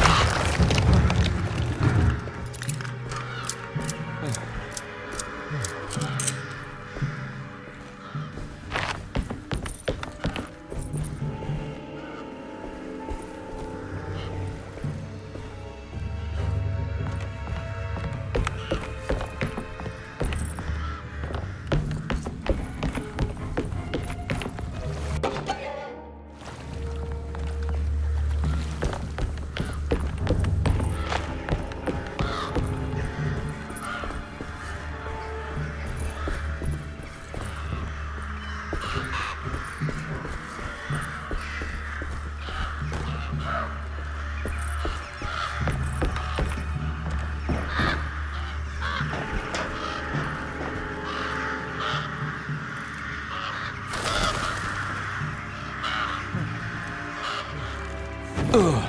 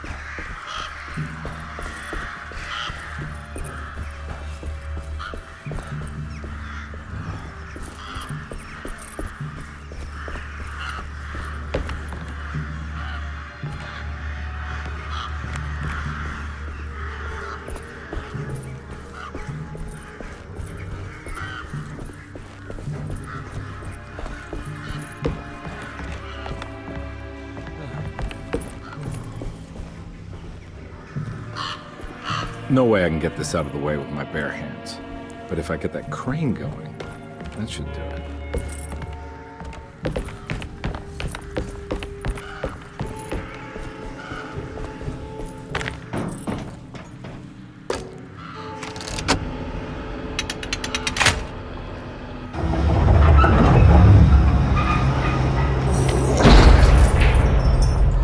All finished.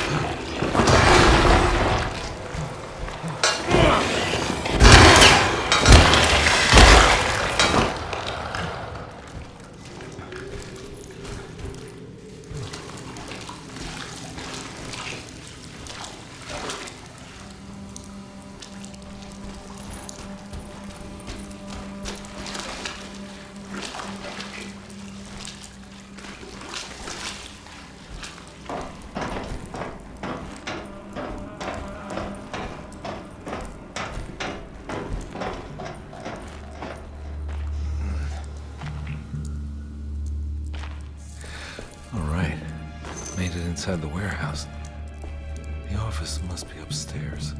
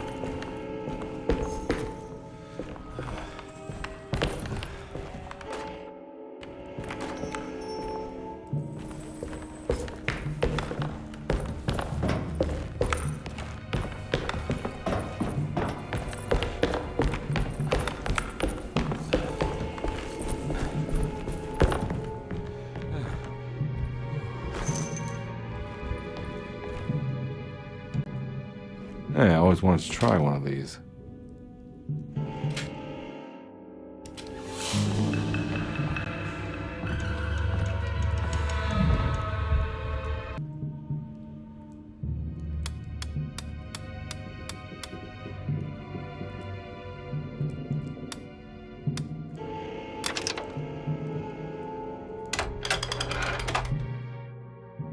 Gotta go manifesto.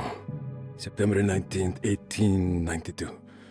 Breck Shipping Company delivered 4 steamer trunks, 1 Egyptian sarcophagus, and a large wooden crate belonging to the showman called the Black Pharaoh, performing at 18th Street.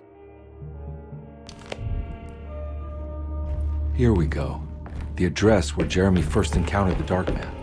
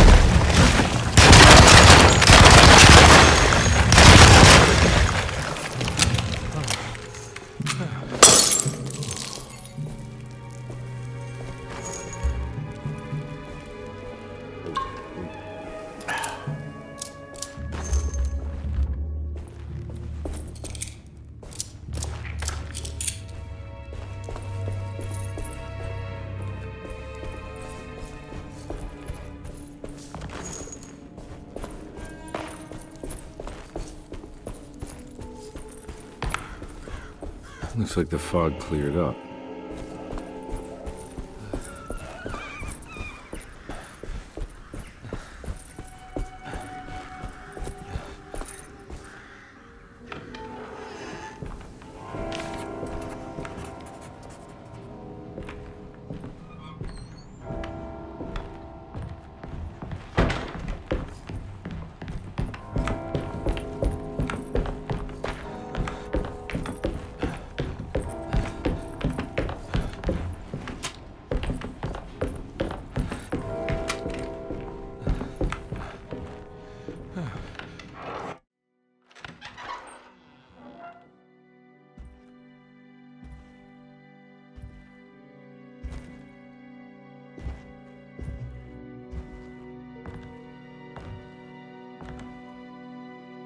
You want to tell me what this is all about? Welcome, Detective, to the greatest show this side of the Mississippi. Nyarlathotep, the Black Pharaoh, the ancient magician who lived 1,000 lives and wore 1,000 masks. I can see why you settled on calling him the Dark Man. Saves your breath. So, you got scared by a stage magician, and now he's living inside your head. You can mock me, Detective. You would be the crazy one to think his presence can be ignored. Look where we are!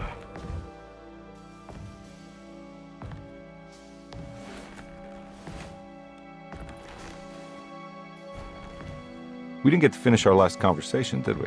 You were about to tell me how to break the contract with the Dark Man. No, we can't. We would turn her loose on the world. So many innocent would die. But there is a way to break out of the deal. There is. You offered me a way out. Steps to take. What are they? You'll never find them. They're forever entombed in his sunken desert temple. Jeremy, I'm not your enemy. Tell me where to go. How do I find the temple? No, we can't. I have to make this sacrifice. God damn it, Jeremy. I'm gonna save you. Don't worry.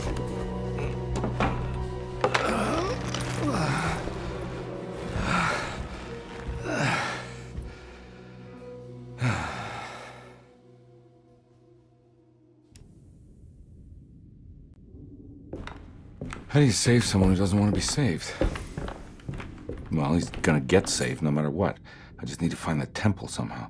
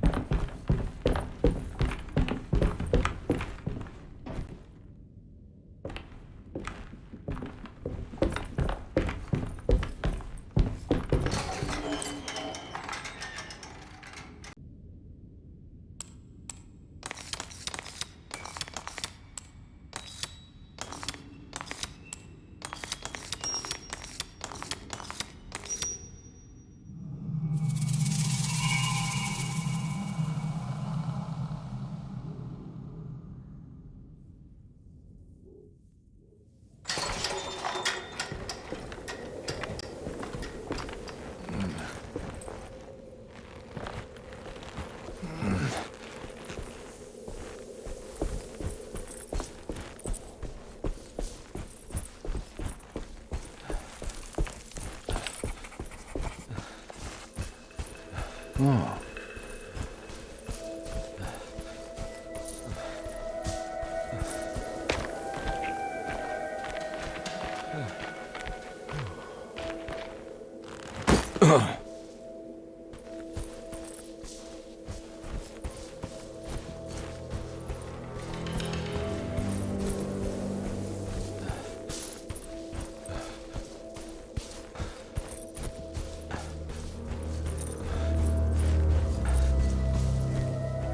Sunken desert temple. I better get down there.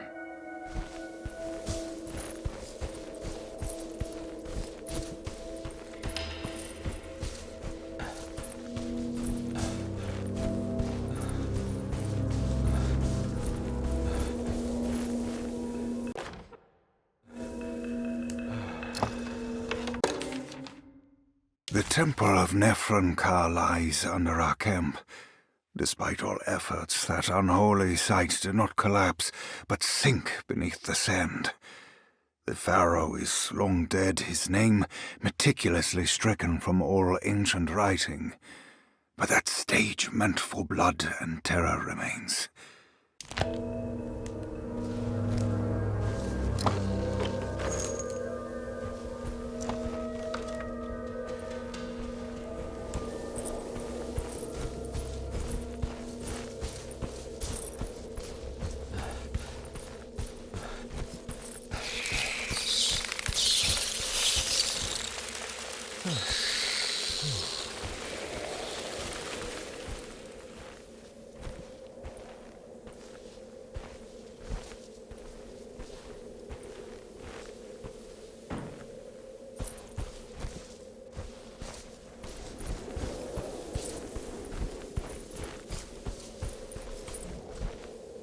Here we go.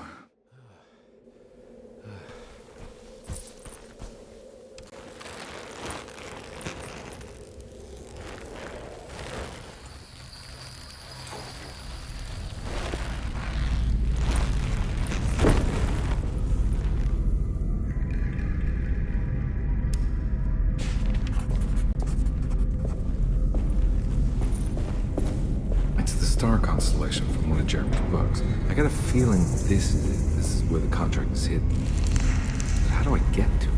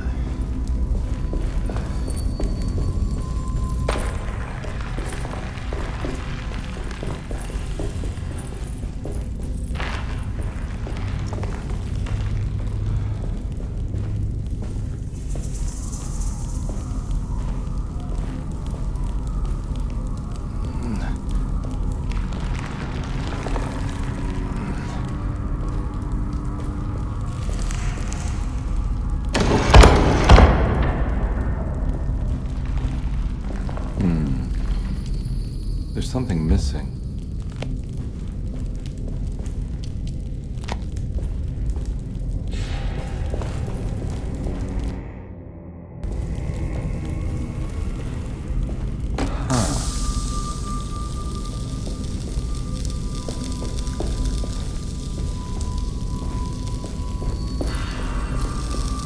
This one looks operational. Good work.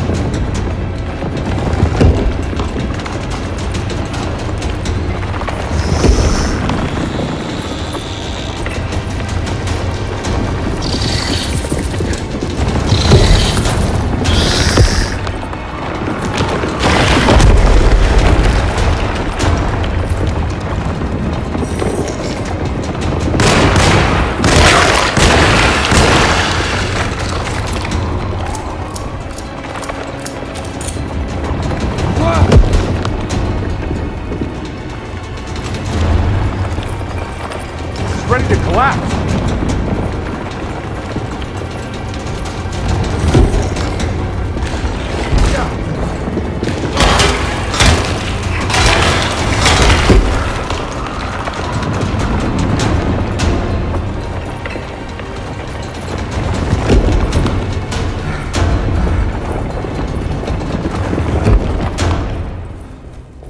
What is going on?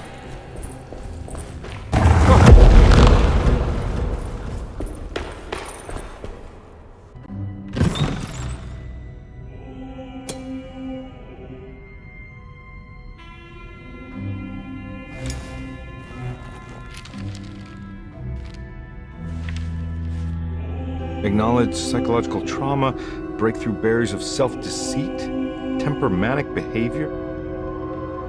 These are the Dark Man's terms.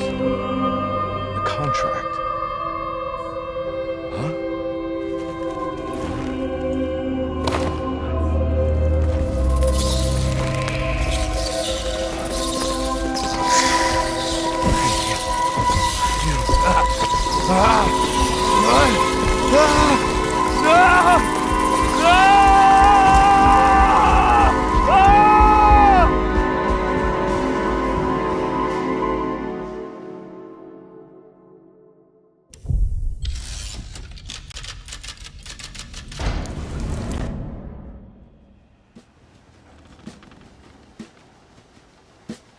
Hey. Hey, detective?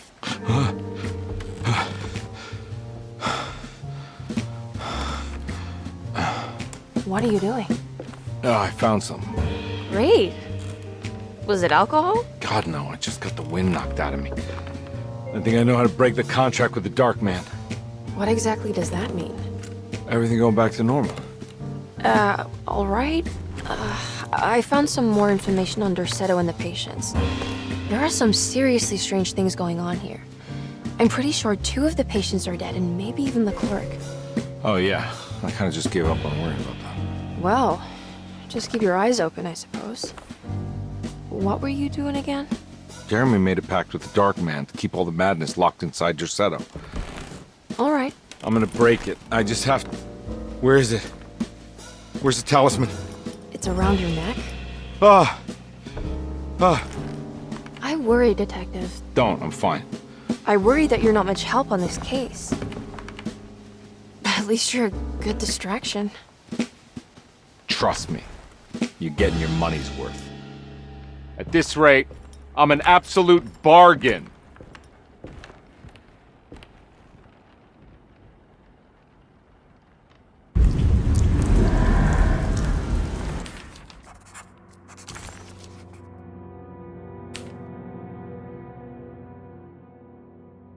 He must first acknowledge psychological trauma in order to proceed. The lying must stop, so we can break through the barriers of self-deceit. Finally, temper manic behavior.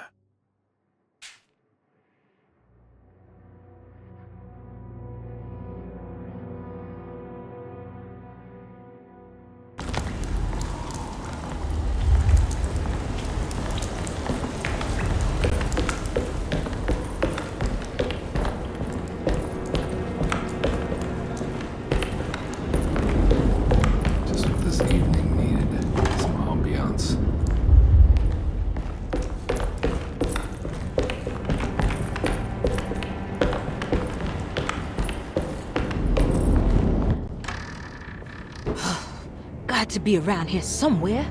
He wouldn't leave this house. I don't know what to think anymore. You run into that detective fella? Who is he? Can he be trusted? I think he one of the good guys. Well, you know, like us.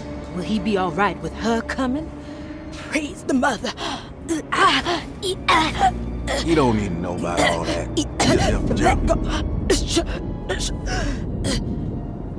Just calm down. Ain't time yet. God, it hurts. As far as I can tell, Detective Carnby seems to be solving problems, not causing them. Just be ready in case he starts anything.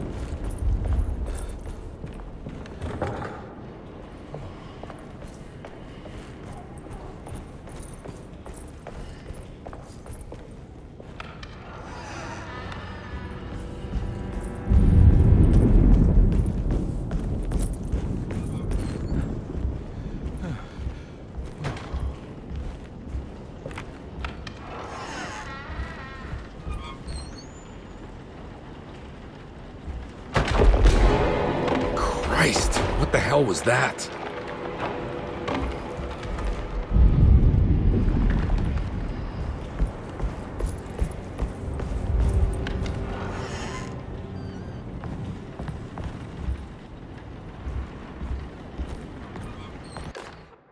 Lunacy and the Astarte Artist Colony, a monograph by Yael Klein. In early 1909, the old Derceto plantation outside of New Orleans was turned into an artist's colony. 3 famous European artists rented the house and the surrounding land from the owner, the Ledoux family. The colony was chiefly run by Sebastian Cortez, who was playfully dubbed the captain by his collaborators, William Arges and Heinrich Kassel. The colony existed for 6 years, until one day all 12 members disappeared without a trace.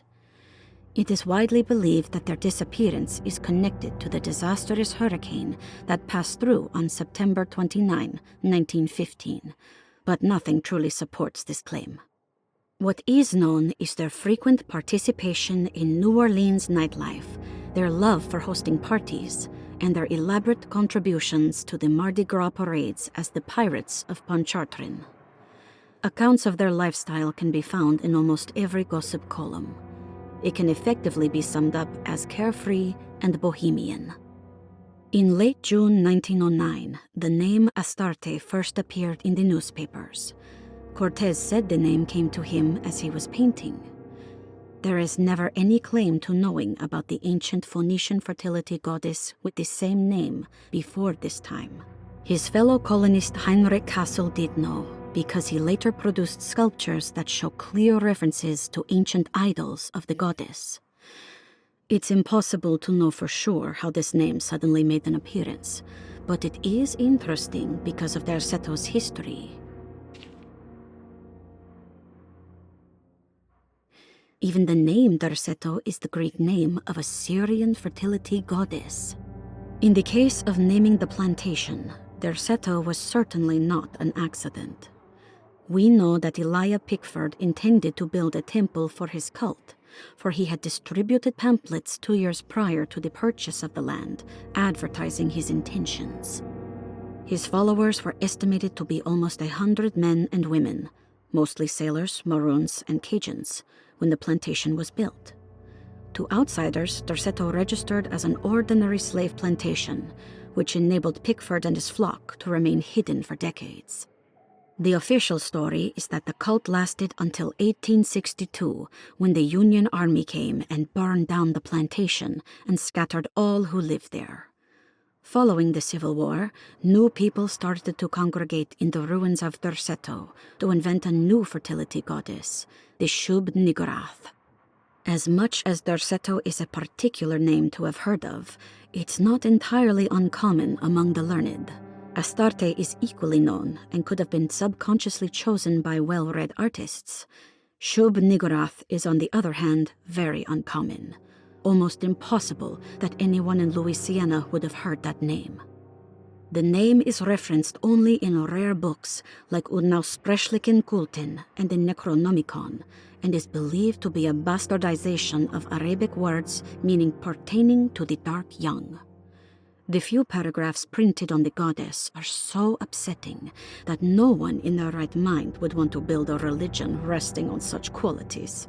The Shub Niggurath cult was hard to get rid of, but it is believed that despite the police jailing and killing several cultists over the years, the main culprit in the cult's demise is the cult itself, which seems to line up with every instance of cult activity on Derceto's grounds. When Captain J.W. Norton of the Union Army arrived, he described the people at Derceto as malnourished and maniacal. As much as the army tried to save them, they fought back with fervor, as if nothing was going to stop them from slowly destroying themselves. While the disappearance of the Astarte Artist Colony remains a mystery, the recurring motif seems to suggest that their fate involved lunacy and a hunger for self-sacrifice to that fertility goddess with 1,000 names.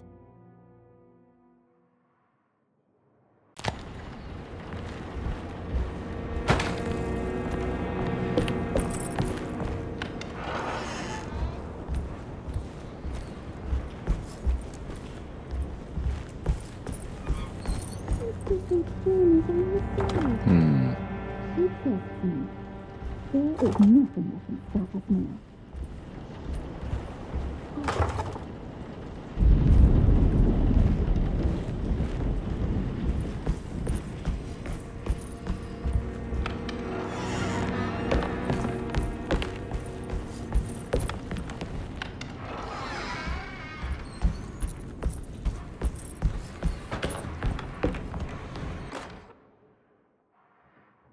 We must have faith that Jeremy's pact with the Dark Man is a bluff. If we are lucky, our visitors will find him and prove it's all nonsense before night falls. What is true is our attempt to call on her. Too many things have happened for this evening to be in vain. Think of Jack and Cassandra, even Perosi, whose circumstances I can't understand.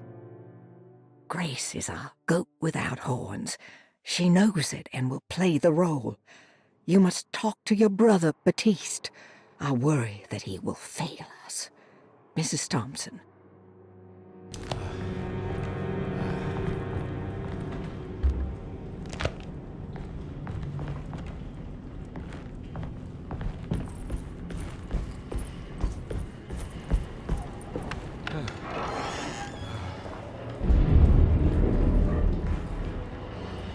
It's blocked.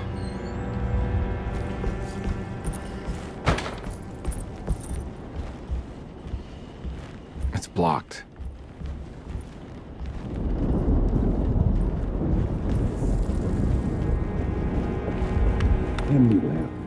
I don't want to run into the orderlies right now. I'm not sure I can trust them.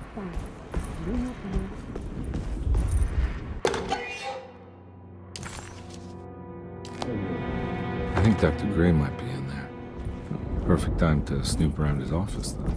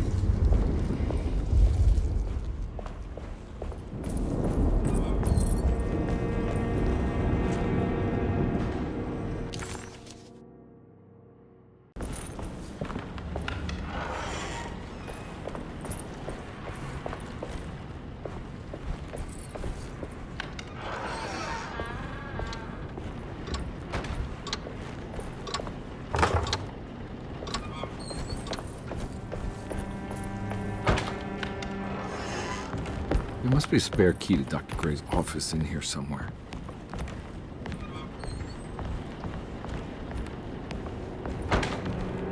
I don't have the combination for this, but maybe Jeremy did.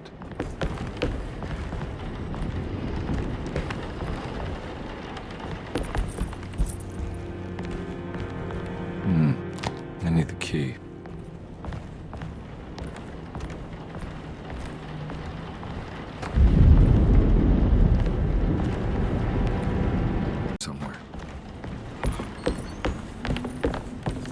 I don't have the combination for this, but maybe Jeremy did.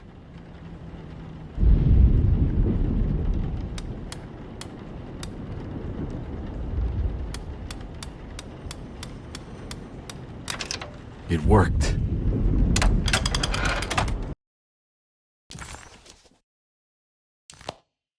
The last guest in the empty room suffered from severe maladaptation.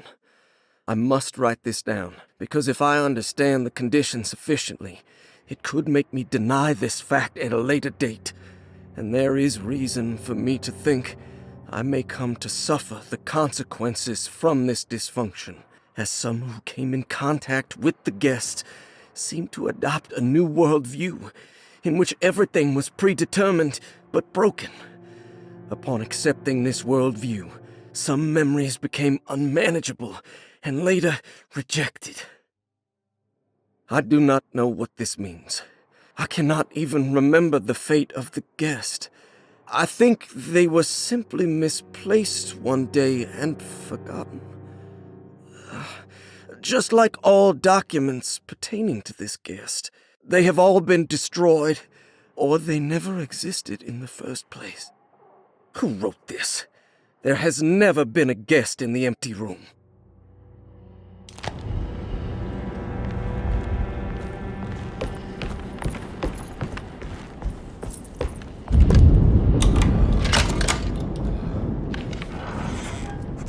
Dr. Gray's office, all to myself. Let's see if we can figure this guy out. Dearest Dr. Manzetti, I find myself in a losing battle with my patient. As I've disclosed in my previous letter, his delusions have him completely captured. It's bad enough that he is torturing himself with paranoia, but his madness turns out to be quite persuasive to others, effectively laying the ground for mass delusion. I am writing to you in hope that you can give me some guidance. Beyond my ambition to avoid devastating surgery on my patient, I have grown worried about my own defenses. The words of my patient are deranged, yet they often resonate with something primitive within me. I have tried photographing his brain with X-rays. It was surprisingly difficult to get good results. Dark blotches on the plates kept obscuring all details. My patient looked at the bad plates and cried out in terror, telling me the dark areas was the shadow of the worm eating him from inside. I could not see anything out of the ordinary. I hope this is a sign that my mind is not as receptive to the madness as I had feared. After further inquiry, my patient described the shadows inside his mind as some kind of chthonic monstrosity that wants to undermine his sanctuary. This is clearly a reference to a place he calls Teroea, a sort of library or convent that works as a psychological haven. With this imaginary haven threatened by this Chthonian, he has now constructed another, less pleasant hiding spot. Lately, he has been bringing up a metaphor of a steamboat that has run aground, that he feels like he needs to start the engines and reverse, but he is afraid that the hole in the hull would cause the whole ship to sink. I've been watching him turn this metaphor into reality for the last week. He knows it's made up, but he is doubling down, trying to make it a real memory. I feel certain that this is my chance to break through the barriers of his self-deceit.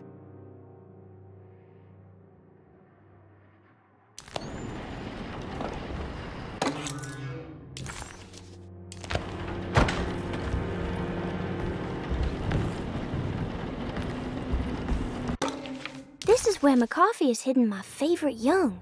It's very... I have finished tidying up Miss Beauregard's belongings. I will leave it to you to contact her agent and have them collect her things. I found one of Grace's drawings she might want back, along with this key in her room, which I believe you've been looking for. Mrs. Thompson.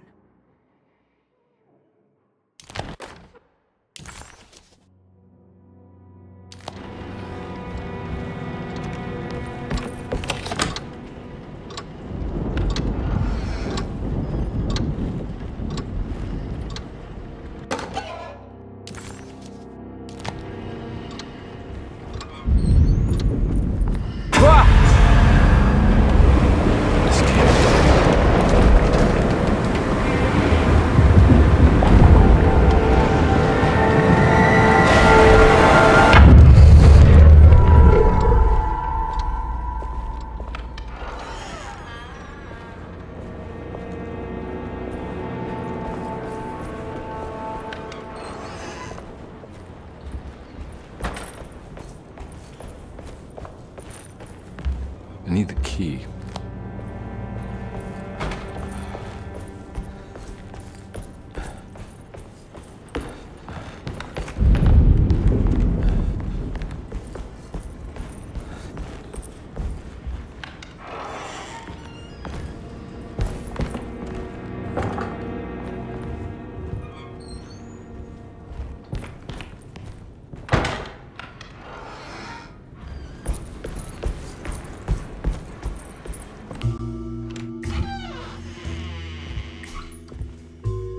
Detective Carnby.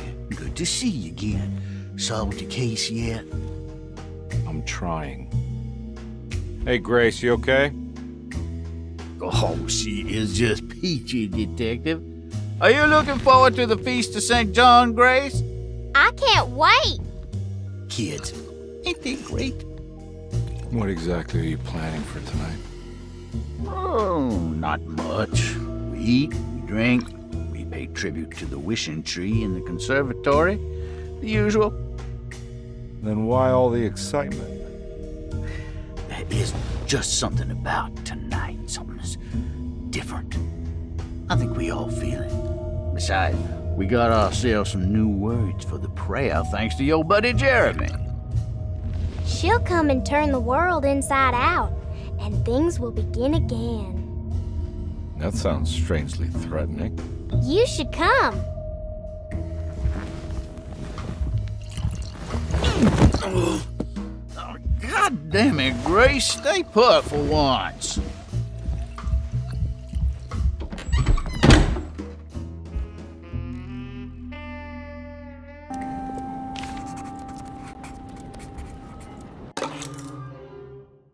I better hold on to these.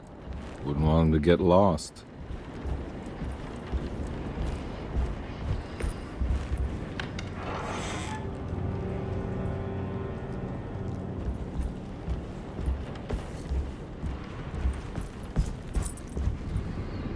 There's something missing.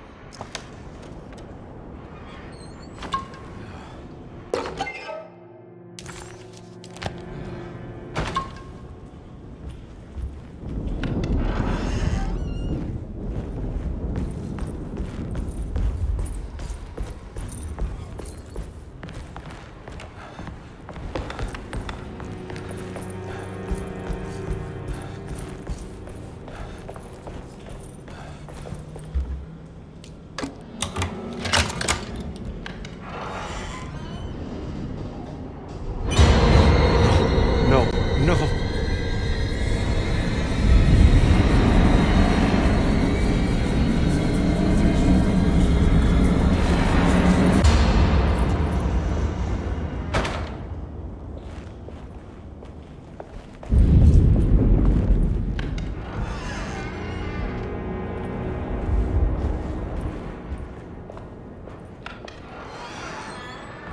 Surprisingly neat. Maybe I've been selling that old barfly short. Looks like McCarthy has something hidden inside. Sometimes I think this place makes me worse. That Derceto might be my grave. A coffin made of ostentatious architecture. A Taj Mahal for the drunken depressed. There's something about Derceto. Something about Dr. Gray. Like we all pretend that we're here to get better, when in fact we are here to be forgotten.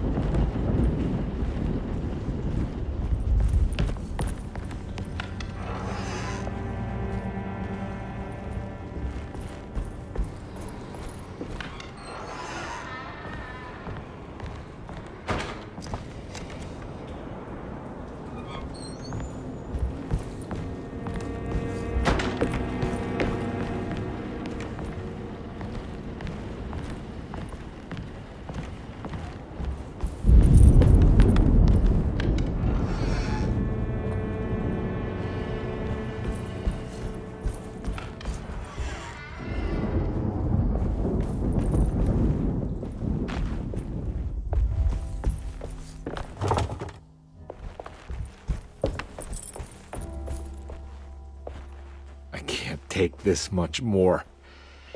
This has to end.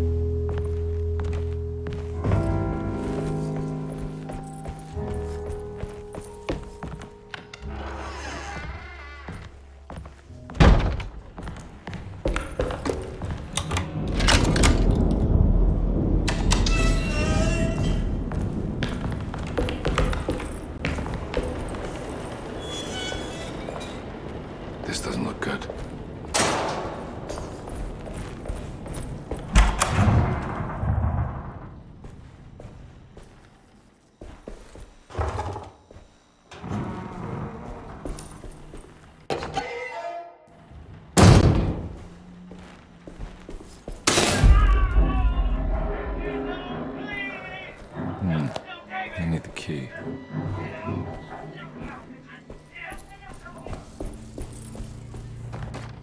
Radiography. Patient Jeremy Hartwood. Date June 14, 1930. Plates. Jeremy's skull proved difficult to capture properly. Partial radiographs worked best. A complete picture of the brain can be assembled by piecing 3 plates together. Observations.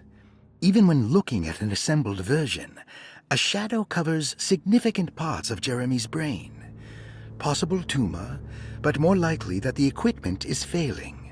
Jeremy reacted strongly to the pictures and claimed to see a giant clay worm eating and displacing his memories. Notes. While this exercise has left me nowhere closer to an answer, I feel confident that a Burkhart lobotomy should sever all necessary parts. Hypothetical psychosurgery based on the ideas by Burkhart and the St. Petersburg research could end up saving Jeremy's mind. Severing the connections around the frontal lobe would certainly solve most mental afflictions. The procedure would be brutal in performance, as well as in efficiency. An ice pick pushed through the edge of the eye and into the skull would untether the nerves like Alexander cutting the Gordian knot. As this would likely leave Jeremy in a very different condition, all other paths should first be explored. The medical instrument I would need for this lobotomy is missing, and I should have Waits order a new one.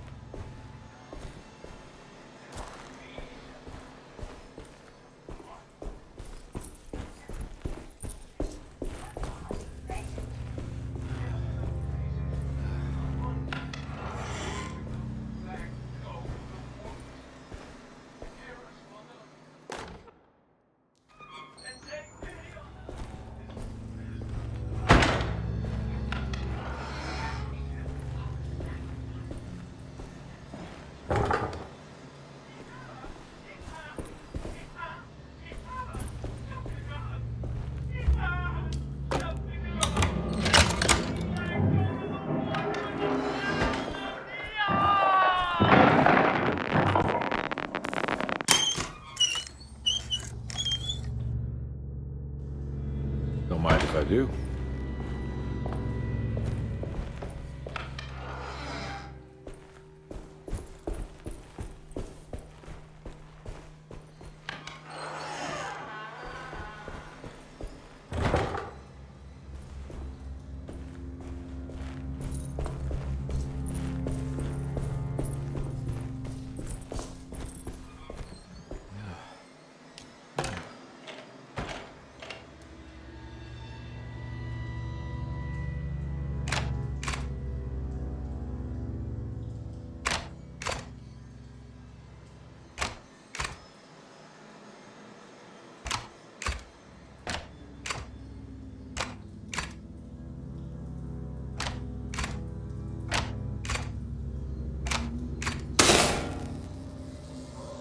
That's better.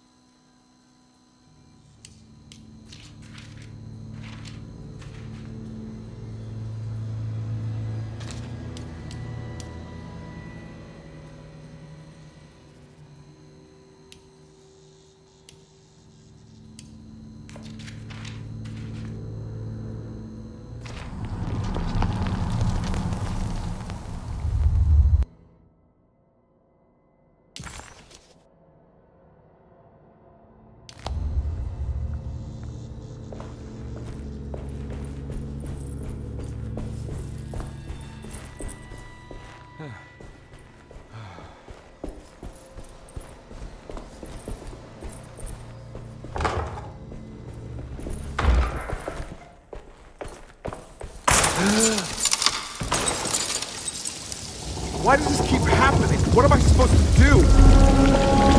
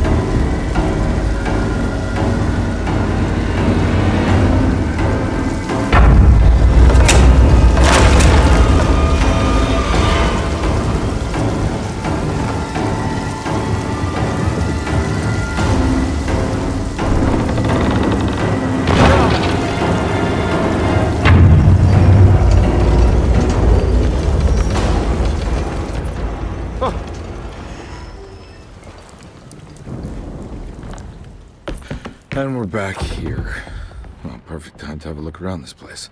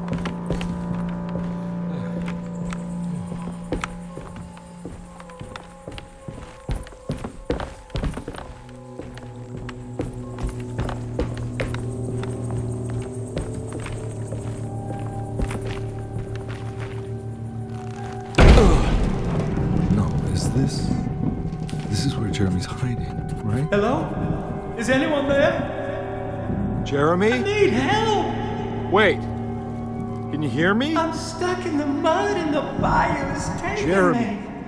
where are you? The motor is dead. I can't do anything more. Hang on, Jeremy. I'll figure something out. I'll get the boat running.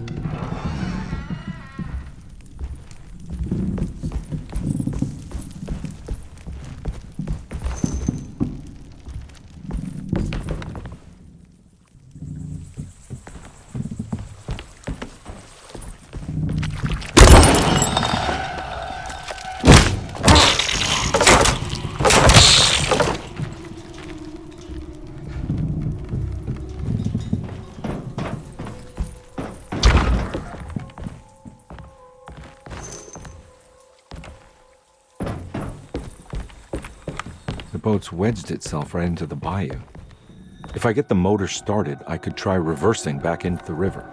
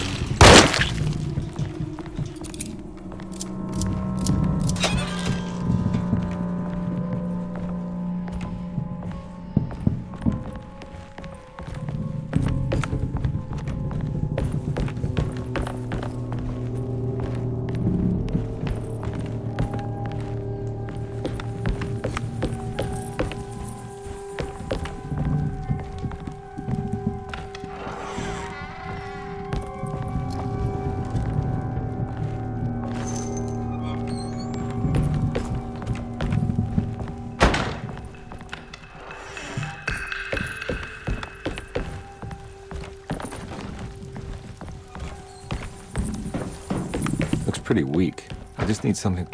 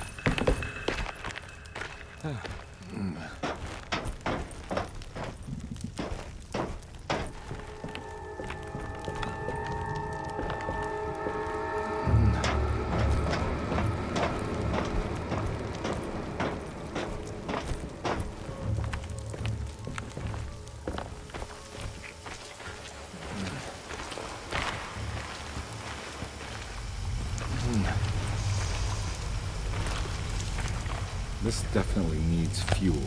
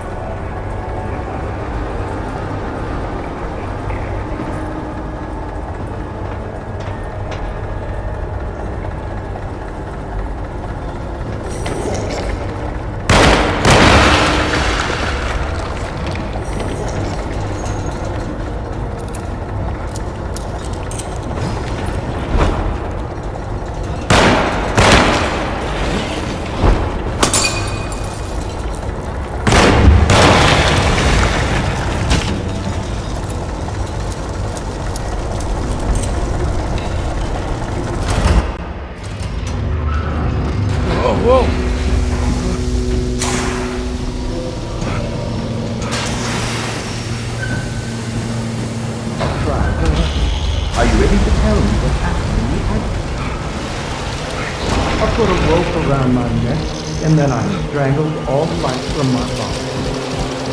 Are you under the impression that you died? Yes. No. I was supposed to die. What does that mean? That you were supposed to die? I'm the catalyst. I had to die to make the story happen. What story? What are you referring to, Jeremy? 30 years ago, Frederic needed me to die. You're not making any sense, Jeremy. Come on. Find your focus. Hey! I cheated everyone. I didn't play my part. Hey! I escaped my doom. My destiny. Again, find your focus. Hey, I'm right here. What the hell is going on? Now everything is wrong. Nothing is in place. Hey! I'm right here! Calm down, Mr. Carnby. What do you want? Were you not talking to Jeremy right now? I haven't seen Jeremy all day. Are you all right, Detective? No. Actually, I don't think so. Well, maybe. I'm gonna go look for Jeremy. Good. Let me know if you find him.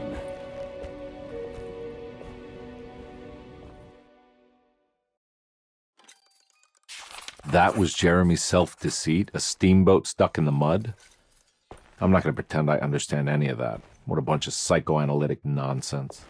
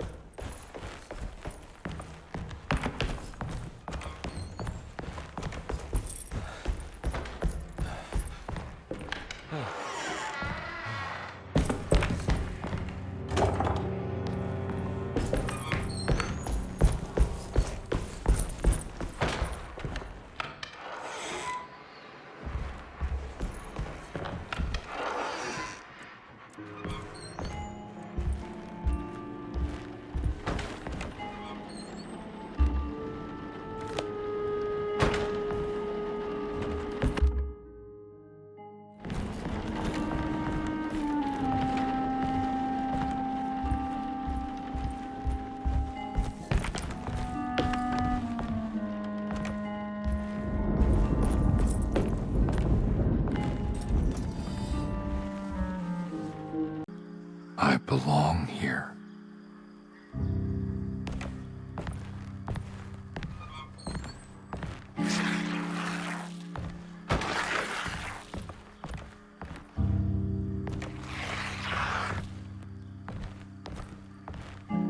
I know that number. Where's that from? I did this. I wrote that.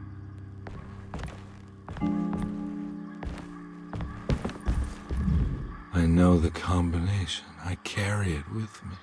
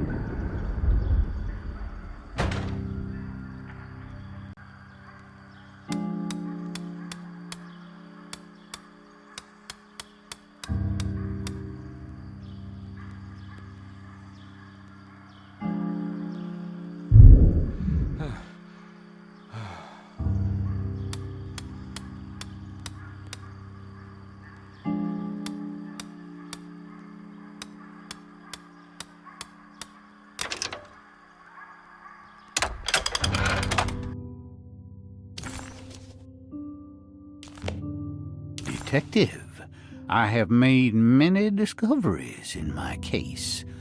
The child we want is safe, thanks to good people like me and you. We're so similar, but you don't see all the things I do. To find your man, Jeremy, you also need to look for the girl. It has always been that way. The young deliver us all. You should have a look in my room. There's a piece of the puzzle you will need. Take care now. My coffee. How long have I been here?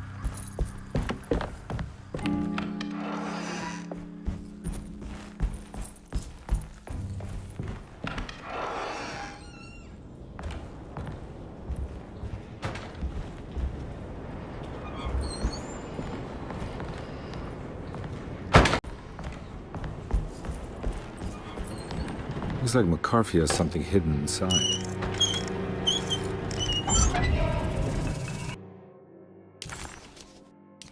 Why would McCarthy lock this up? Was he trying to keep Grace from completing the shape?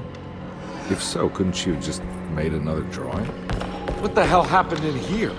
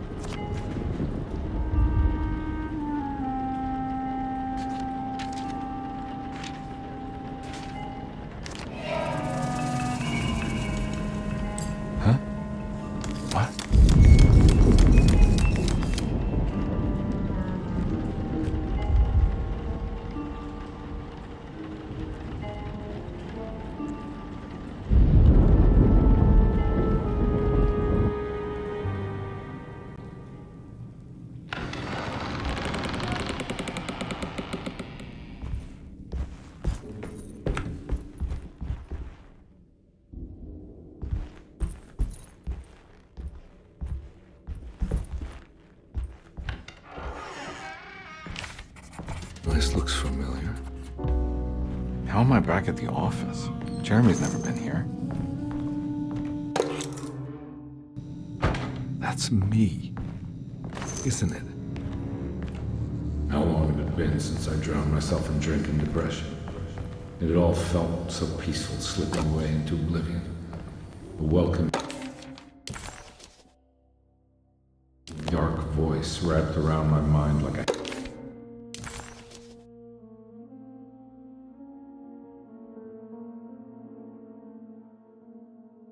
heavy blanket. It turned off suddenly as I woke up. The sound of my office door closing shut. A messenger had left a telegram from Mrs. Saunders. She had a lead on where to find her husband and her kidnapped daughter.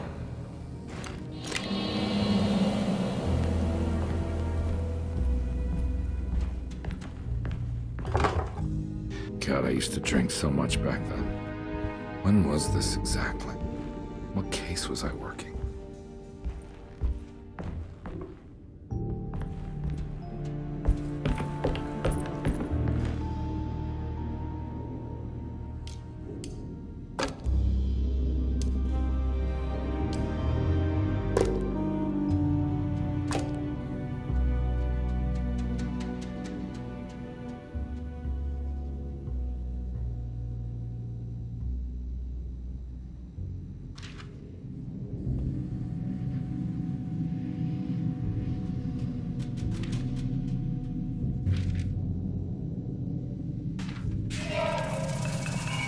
I remember this case. Some kid got taken by her father, headed out of state, but he had made a mistake by selling a painting that his wife actually cared about to a collector named Thornhill to fund his venture. That's how I tracked him down. At least I think so.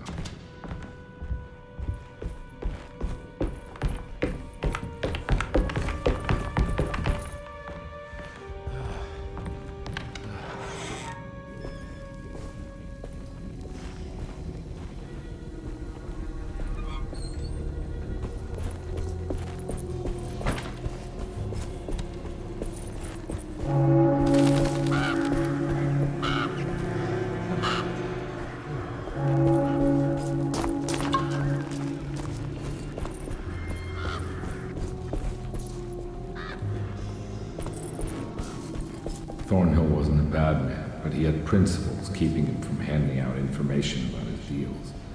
So he needed some convincing.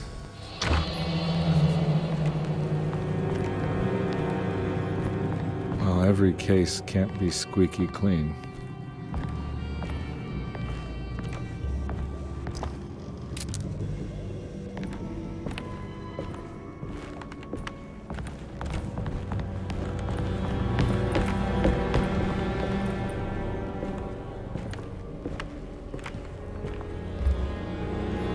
Mr. Saunders had sold a valuable painting to Thornhill, hoping the money would carry him to wherever he was going.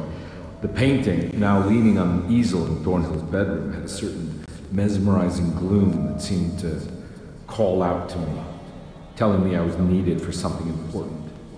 I felt myself falling into the painting, only being brought back by Thornhill, thrusting an address to a Hotel St. George into my hand and asking me to get the hell out.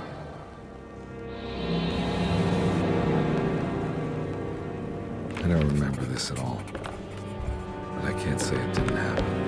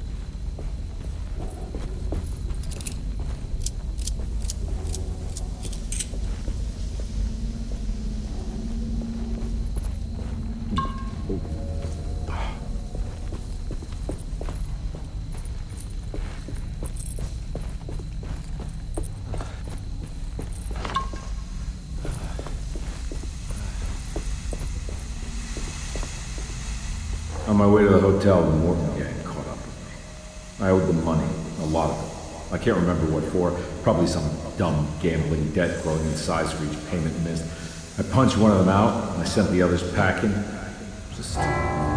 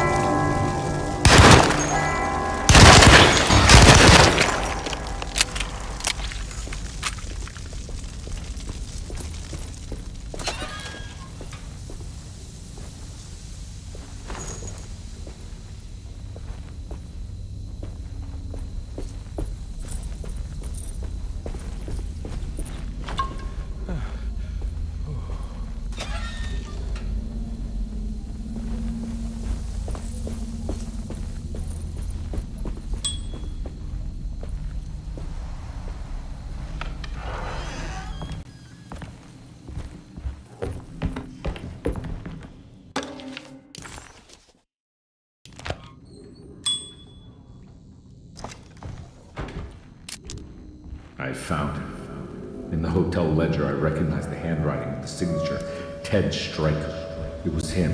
I could feel it. It was the kidnapper I was hunting. I put on my knuckles and hurried up to his room.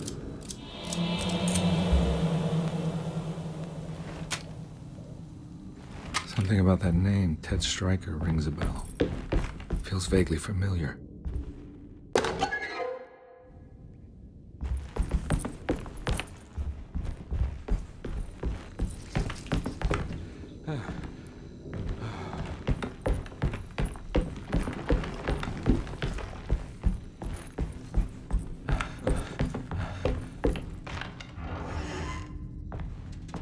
I recognize this room, but I didn't catch up with them here. I must have followed them, but where?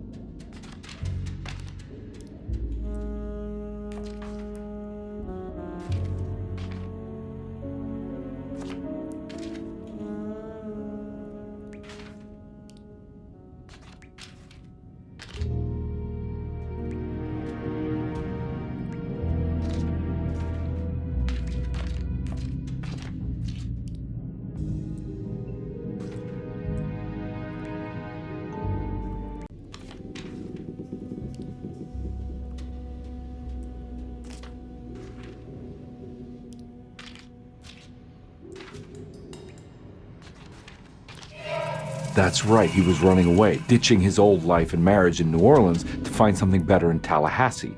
And he took his daughter with him against the will of the mother. That's why she hired me. But I stopped him. I caught up with him at the Pearl River Bridge.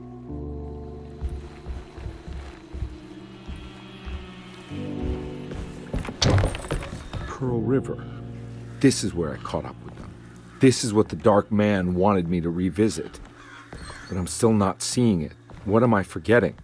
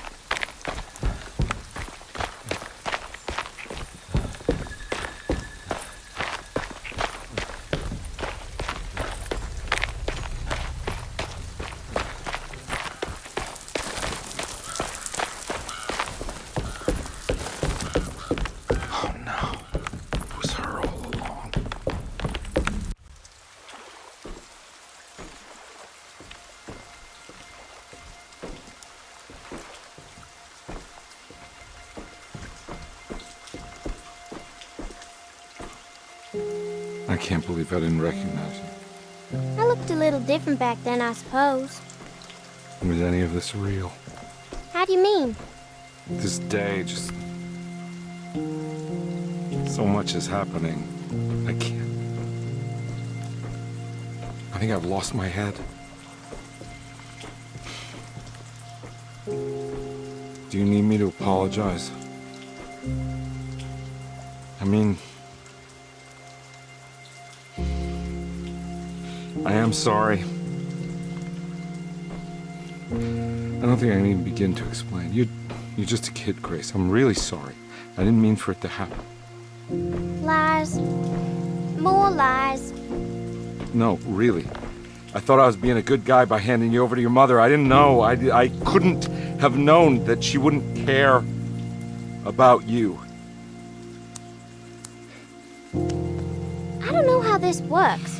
What is this for? Some form of admission of guilt. Maybe acceptance. It's what the Dark Man wants. I guess we just watch my father die again then. You think he's alive? I know he is. He's down there, scared that he won't be able to get out. That he will drown with his daughter again. What are you saying? We gotta save him! We? Do it yourself. I'm down there with him, remember?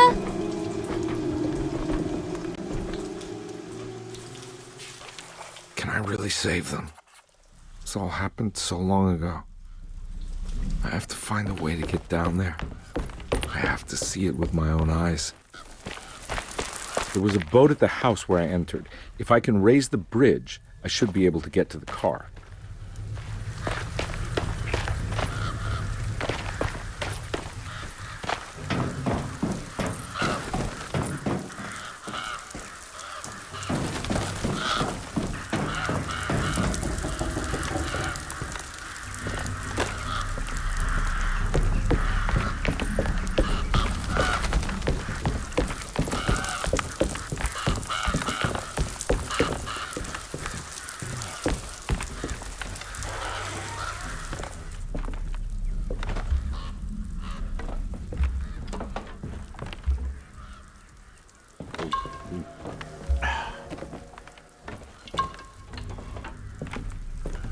This must be where the bridge is operated. Nothing's happening. It's like something's holding it back.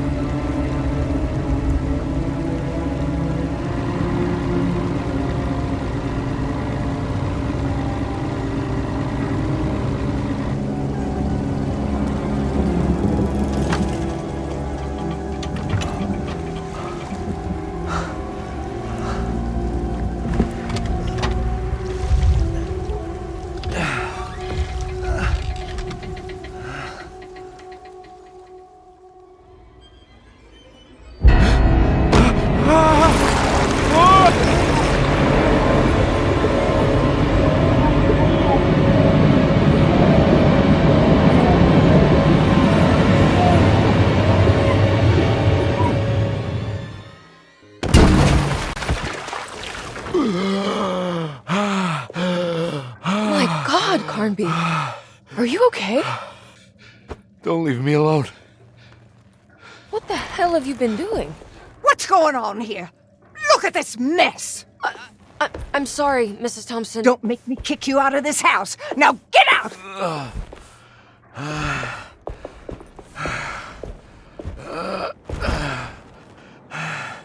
Hey, Detective. Mr. Carnby. I'm really worried about you. I'm okay. I just need to catch my breath for a moment.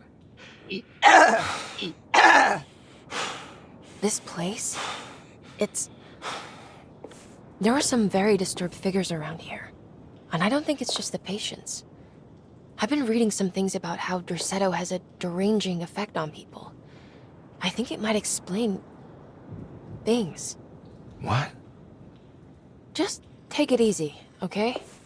I'm gonna go find a way into Dr. Gray's apartment. I want to know what he's hiding. Emily, don't worry. I think I'm close. I'm gonna set everything right. Just be careful.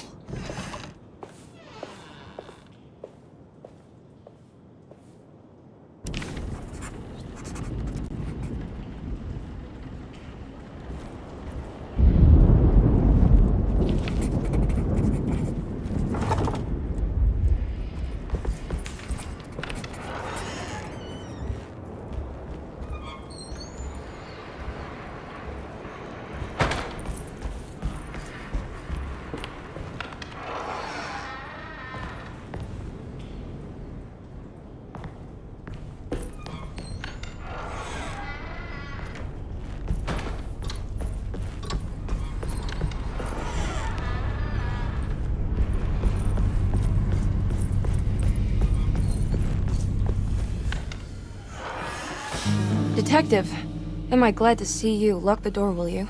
I don't think Dr. Gray would appreciate us snooping around. What's going on here?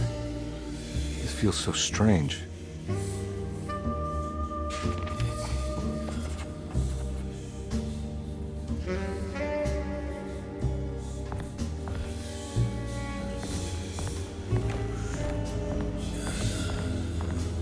Have you found anything?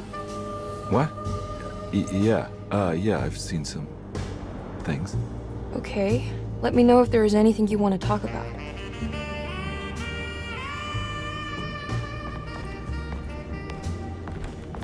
There's a book missing.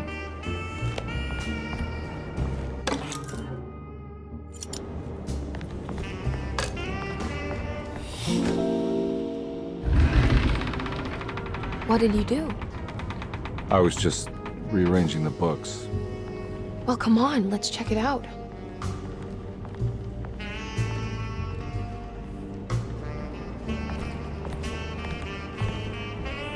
I think I'm beginning to understand.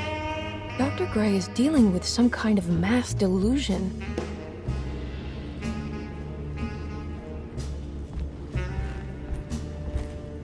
That mark on the floor looks like talisman positions, but... Good to finally meet you, Mr. Hartwood. I'm here on the behalf of your brother Philip. You were expecting me, weren't you? Yes. You're from Derceto, no? That's right. I just wanted to ask you a few questions to see if there is anything I can do to help you and your family. Okay. I understand you're full of imagination. You make up a lot of things. I suppose. And you obsess over them, blurring reality and fiction. Sometimes. Do you want to tell me about the Dark Man? No, I don't. That's all right. Perhaps there is something else you can tell me. Something you know to be made up, but you hold dear. Juan? John? Who's John? No, Juan Luis Jorge. Oh, wait there a moment. Here, take a look. Is he... Oh, he is the author. From which direction should I look at?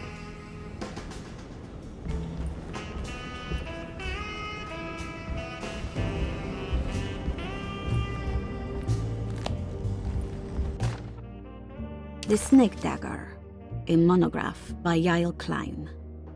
In Ludwig Prin's book on pagan rituals called The Mystery of the Grave, as translated by Nicholas Vachy, there are several references to a sacrificial dagger called the snake dagger. It has long been thought of as a poor translation of the original text, that it would be more appropriate with worm dagger from the Latin vermis cultrum. This seems natural following the recent consensus that the original title of Prynne's book, De Vermis Mysteris, should literally translate to the mystery of the worm. However, this would take away from Vachy's great effort at translating the underlying meaning of the words and revealing several cultural beliefs. While Prynne certainly was using the term worm as a symbol or synecdoche for death and the dead, which is made clear by the contents of the book, in the case of the dagger, we shouldn't be too hasty to dismiss his translation. Reading through Vachy's correspondence with his patron, it appears that he had more than just the Latin text at his disposal. Vachy had dug up Prynne's living relatives and uncovered several cross-referenced historical texts and an actual snake dagger. The dagger was dated to the early Middle Kingdom of Egypt and had such a clear shape of a wave that Vachy considered calling it the sinusoidal blade. Knowing the full story, it seems prudent that he chose to translate it as snake and not worm.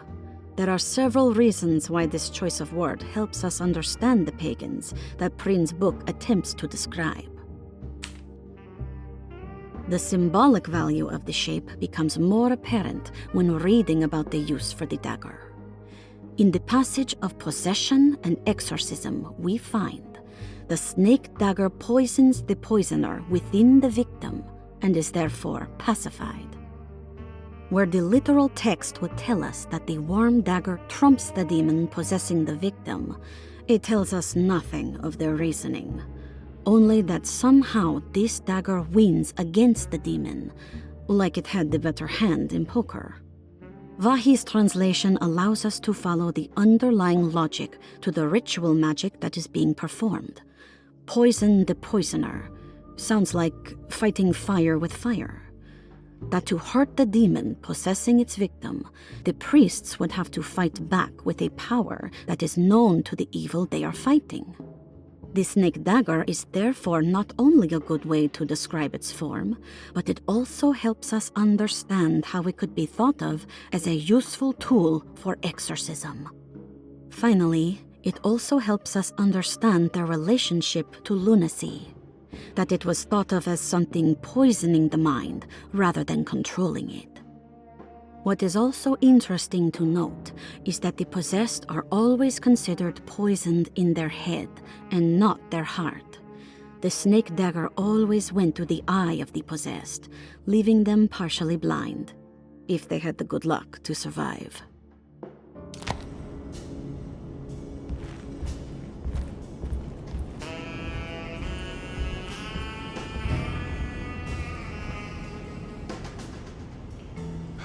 What were you saying about mass delusion? Derceto seems to have a deranging effect on people living close by.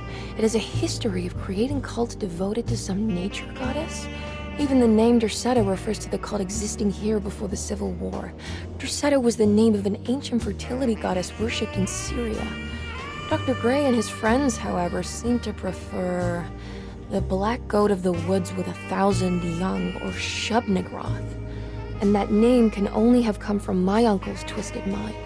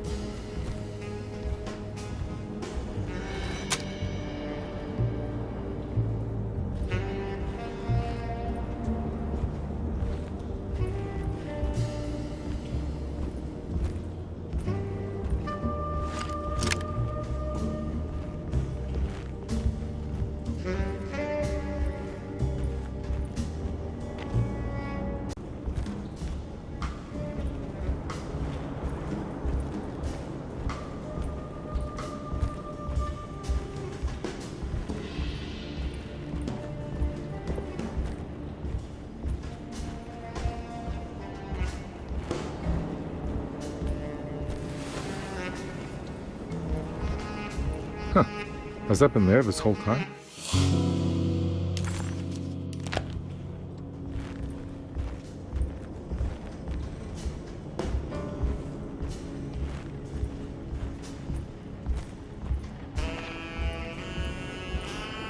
You think all of them are in this cult business? Even Jeremy? I'm not sure any of them have a choice at this point. We just need to find a way to stop all of this.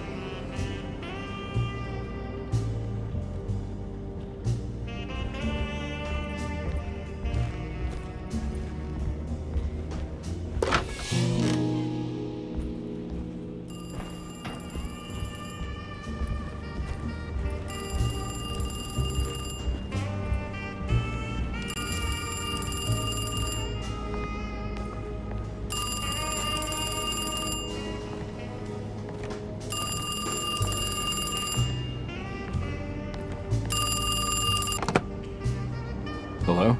Detective Carnby? Who is this? Jeremy? Jeremy is with the Dark Man. You can't save him. Well, I've done everything he wanted so far, and there's just one more thing on the list.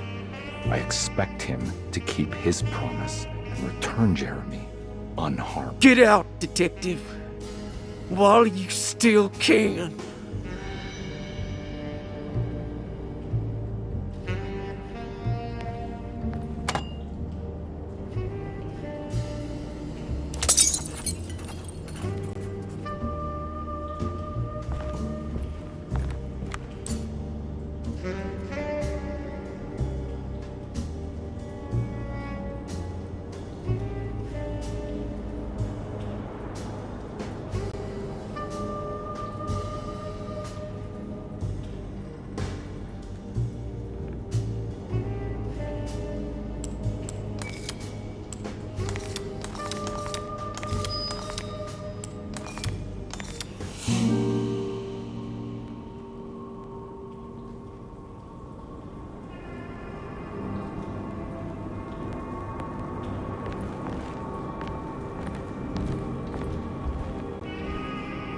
You okay? You look a little frazzled. Just stupid telephone. I know. I tried calling the police earlier. The telephone is completely dead. It's not... Yeah, no, the telephone isn't working.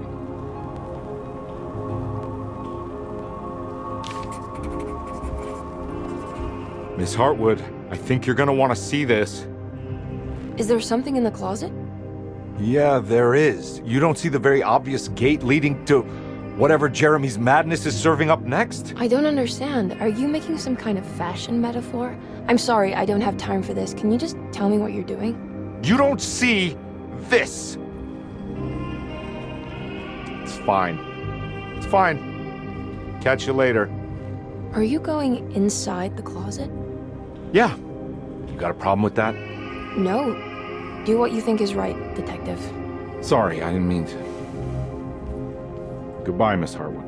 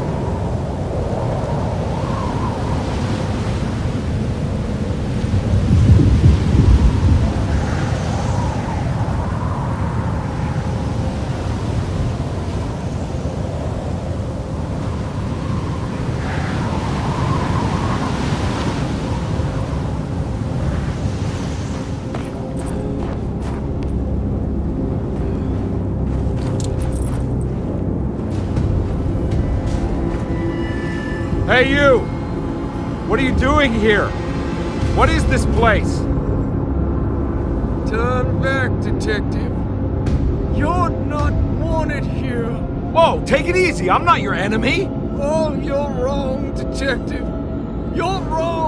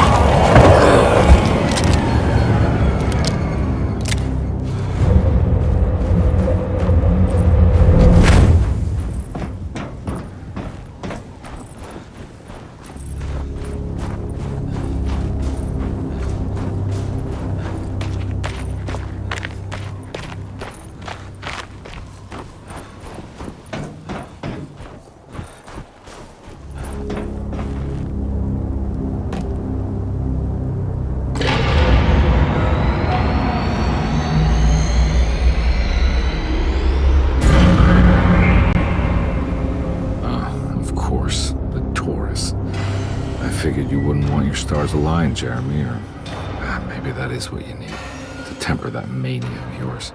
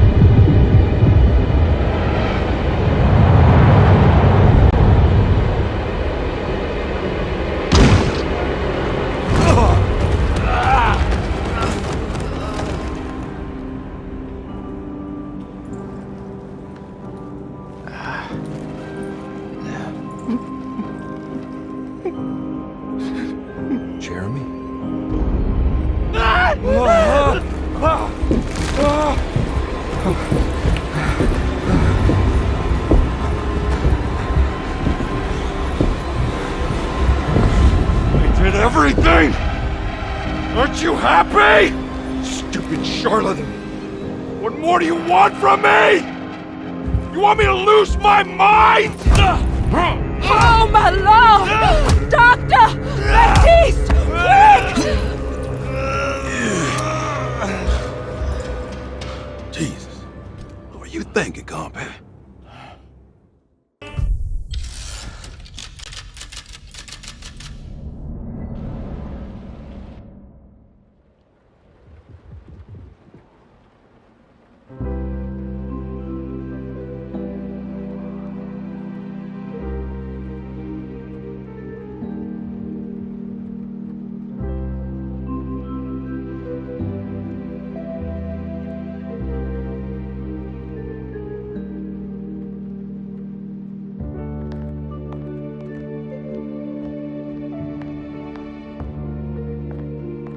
You're awake?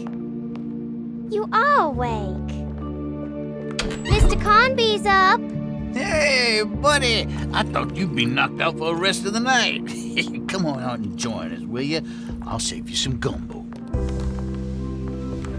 Good to have you back. You gave us all a good scare.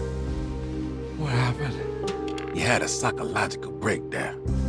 Sorry for manhandling you, but you were being violent, you see. You stabbed Jeremy and then punched Dr. Gray. Are they okay? Jeremy's a little strange, but everything's back to normal. Really? All thanks to you, Carnby. You want to try standing up?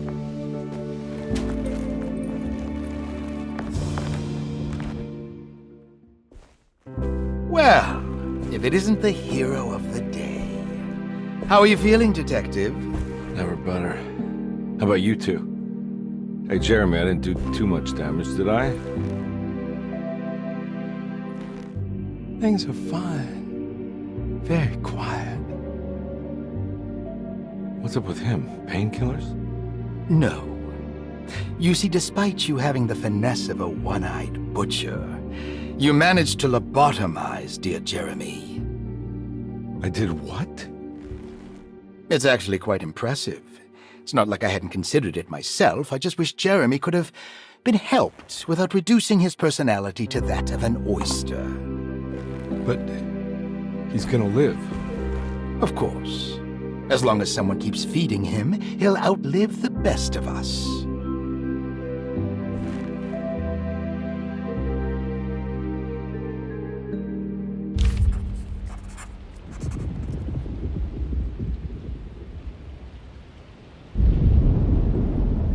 Does Emily know about Jeremy's condition? Yes. She seems to be handling it quite well under the circumstances.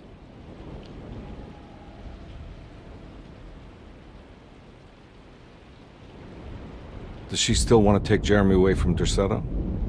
I will have to insist that you do. This is not that kind of institution.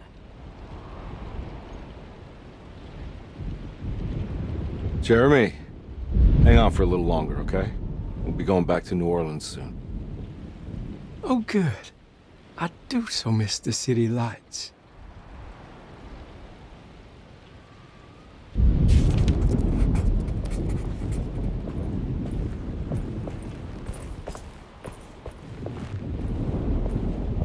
Hey, Ruth.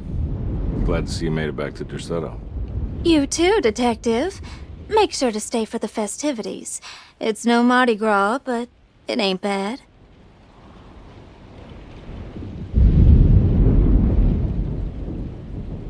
You seen Emily around? I saw her packing some things into that old jalopy you arrived in about an hour ago. I'm sure she hasn't given up on you yet.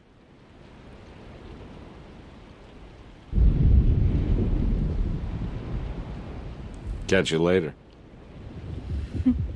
Looking forward to it, Detective.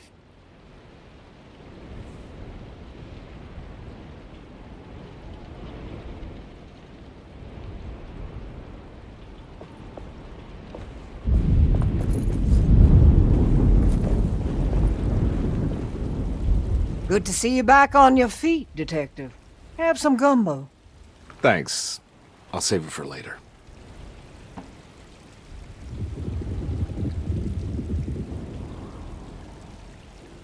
Seems like everyone's in a pretty good mood. The Eve of St. John is the most important date of the whole year. It's the only day when the black goat of the woods tends to her young.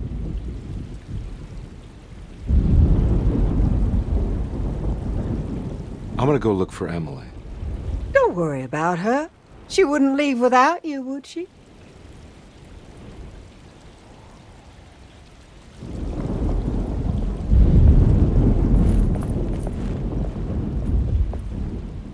What are you looking for? Just keeping an eye out for the storm. Radio says it could be a wild one. You don't know where Emily is, do you? She's packing some of Jeremy's things. Said she wanted to take them away. I'm sure she'll come and get you when she's ready.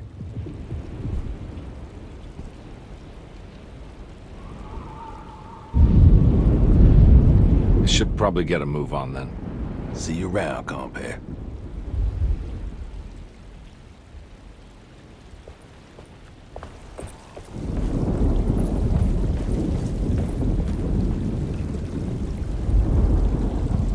That is one impressive tree.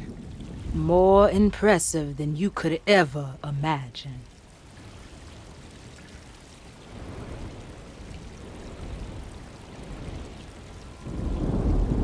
So how does this all work? You dance around chanting? For the ritual, I mean? Stay and find out, Detective. It might just do you good.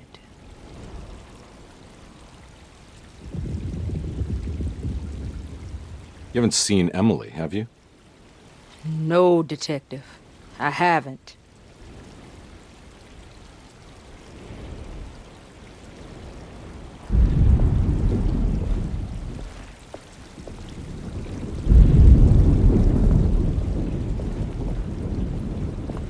All right, tell me, what the hell's about to happen here? Every year we have a little turn-the-page ceremony by the tree. It's symbolical. It's like life has its cycles of grief and happiness. You know? Just like a tree facing the seasons. Things change, but remain the same.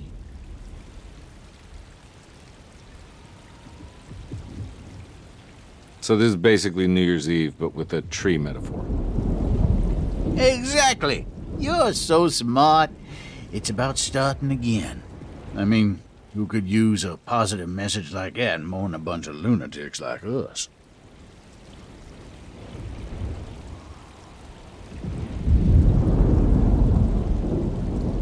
I get the feeling some of you think this year is going to be special. Any idea why? Well, we got some new words, thanks to your buddy Jeremy, and some other changes to the program. Let's just say we're all in this year.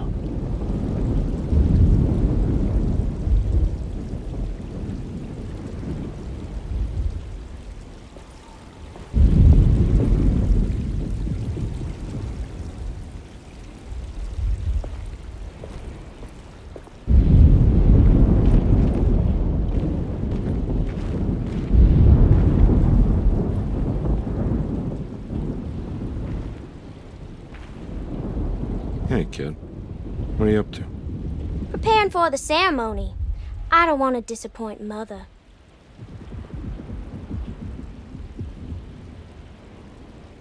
What's your part in this? I'm the Cabaret Saint Corn. It's very important. Only I can settle our debt.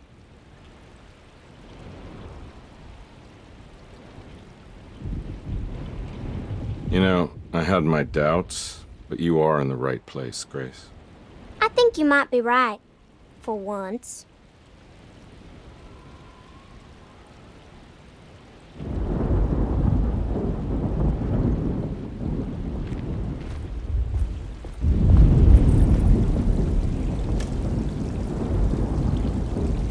Everyone knows what to do? Y'all know the new words. Mrs. Thompson, we talked about this. I'm not sure everyone is comfortable. Doctor, I insist. This is important. We've waited for so long, Doctor.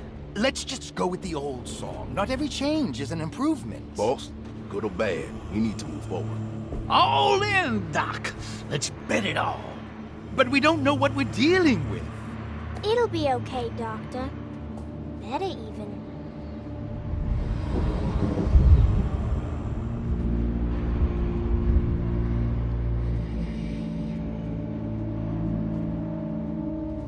Ever there are praises and abundance to the black goat of the woods. Hear us, mother. Take pity on us. Take pity on us. Ever there praises and abundance to the black goat of the woods. Hear us, Mother, and take pity on us. Take pity on us. Ever there praises and abundance to the black goat of the woods. Hear us, Mother, and take pity on us.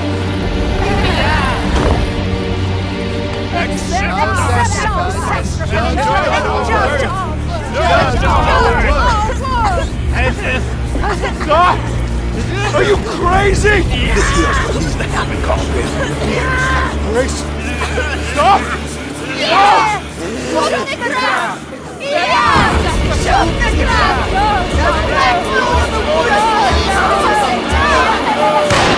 Stop in the ground! Stop! Detective, get my uncle out of here. Jeremy, come with me. Get over here. Jeremy, come with. Jeremy, come here. No! There has to be another one! We're Jeremy.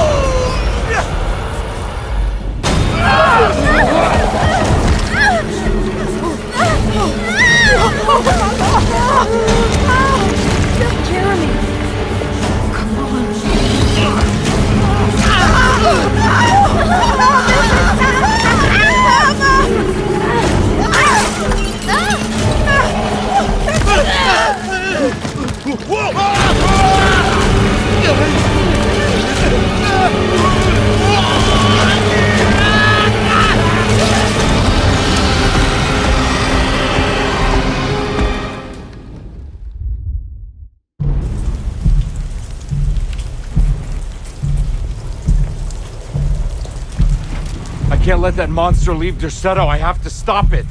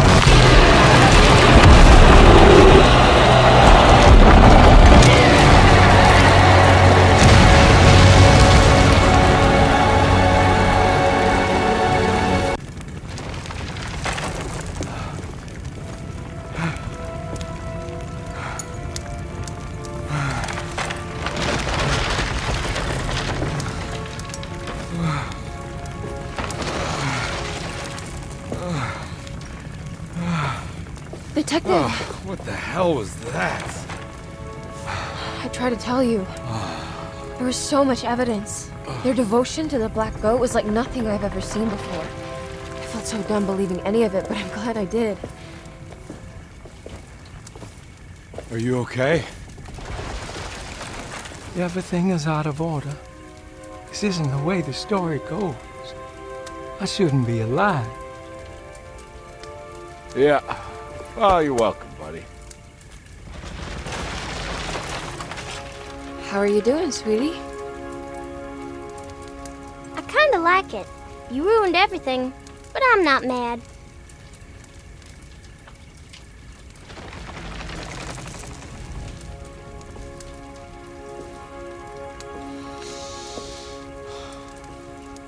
All right, you ready to head back to New Orleans? Come on, Jeremy. We're leaving. Can I come? I thought you said you didn't need saving. Don't leave her. She's important. Of course we're taking her with us. Yay, I'm important.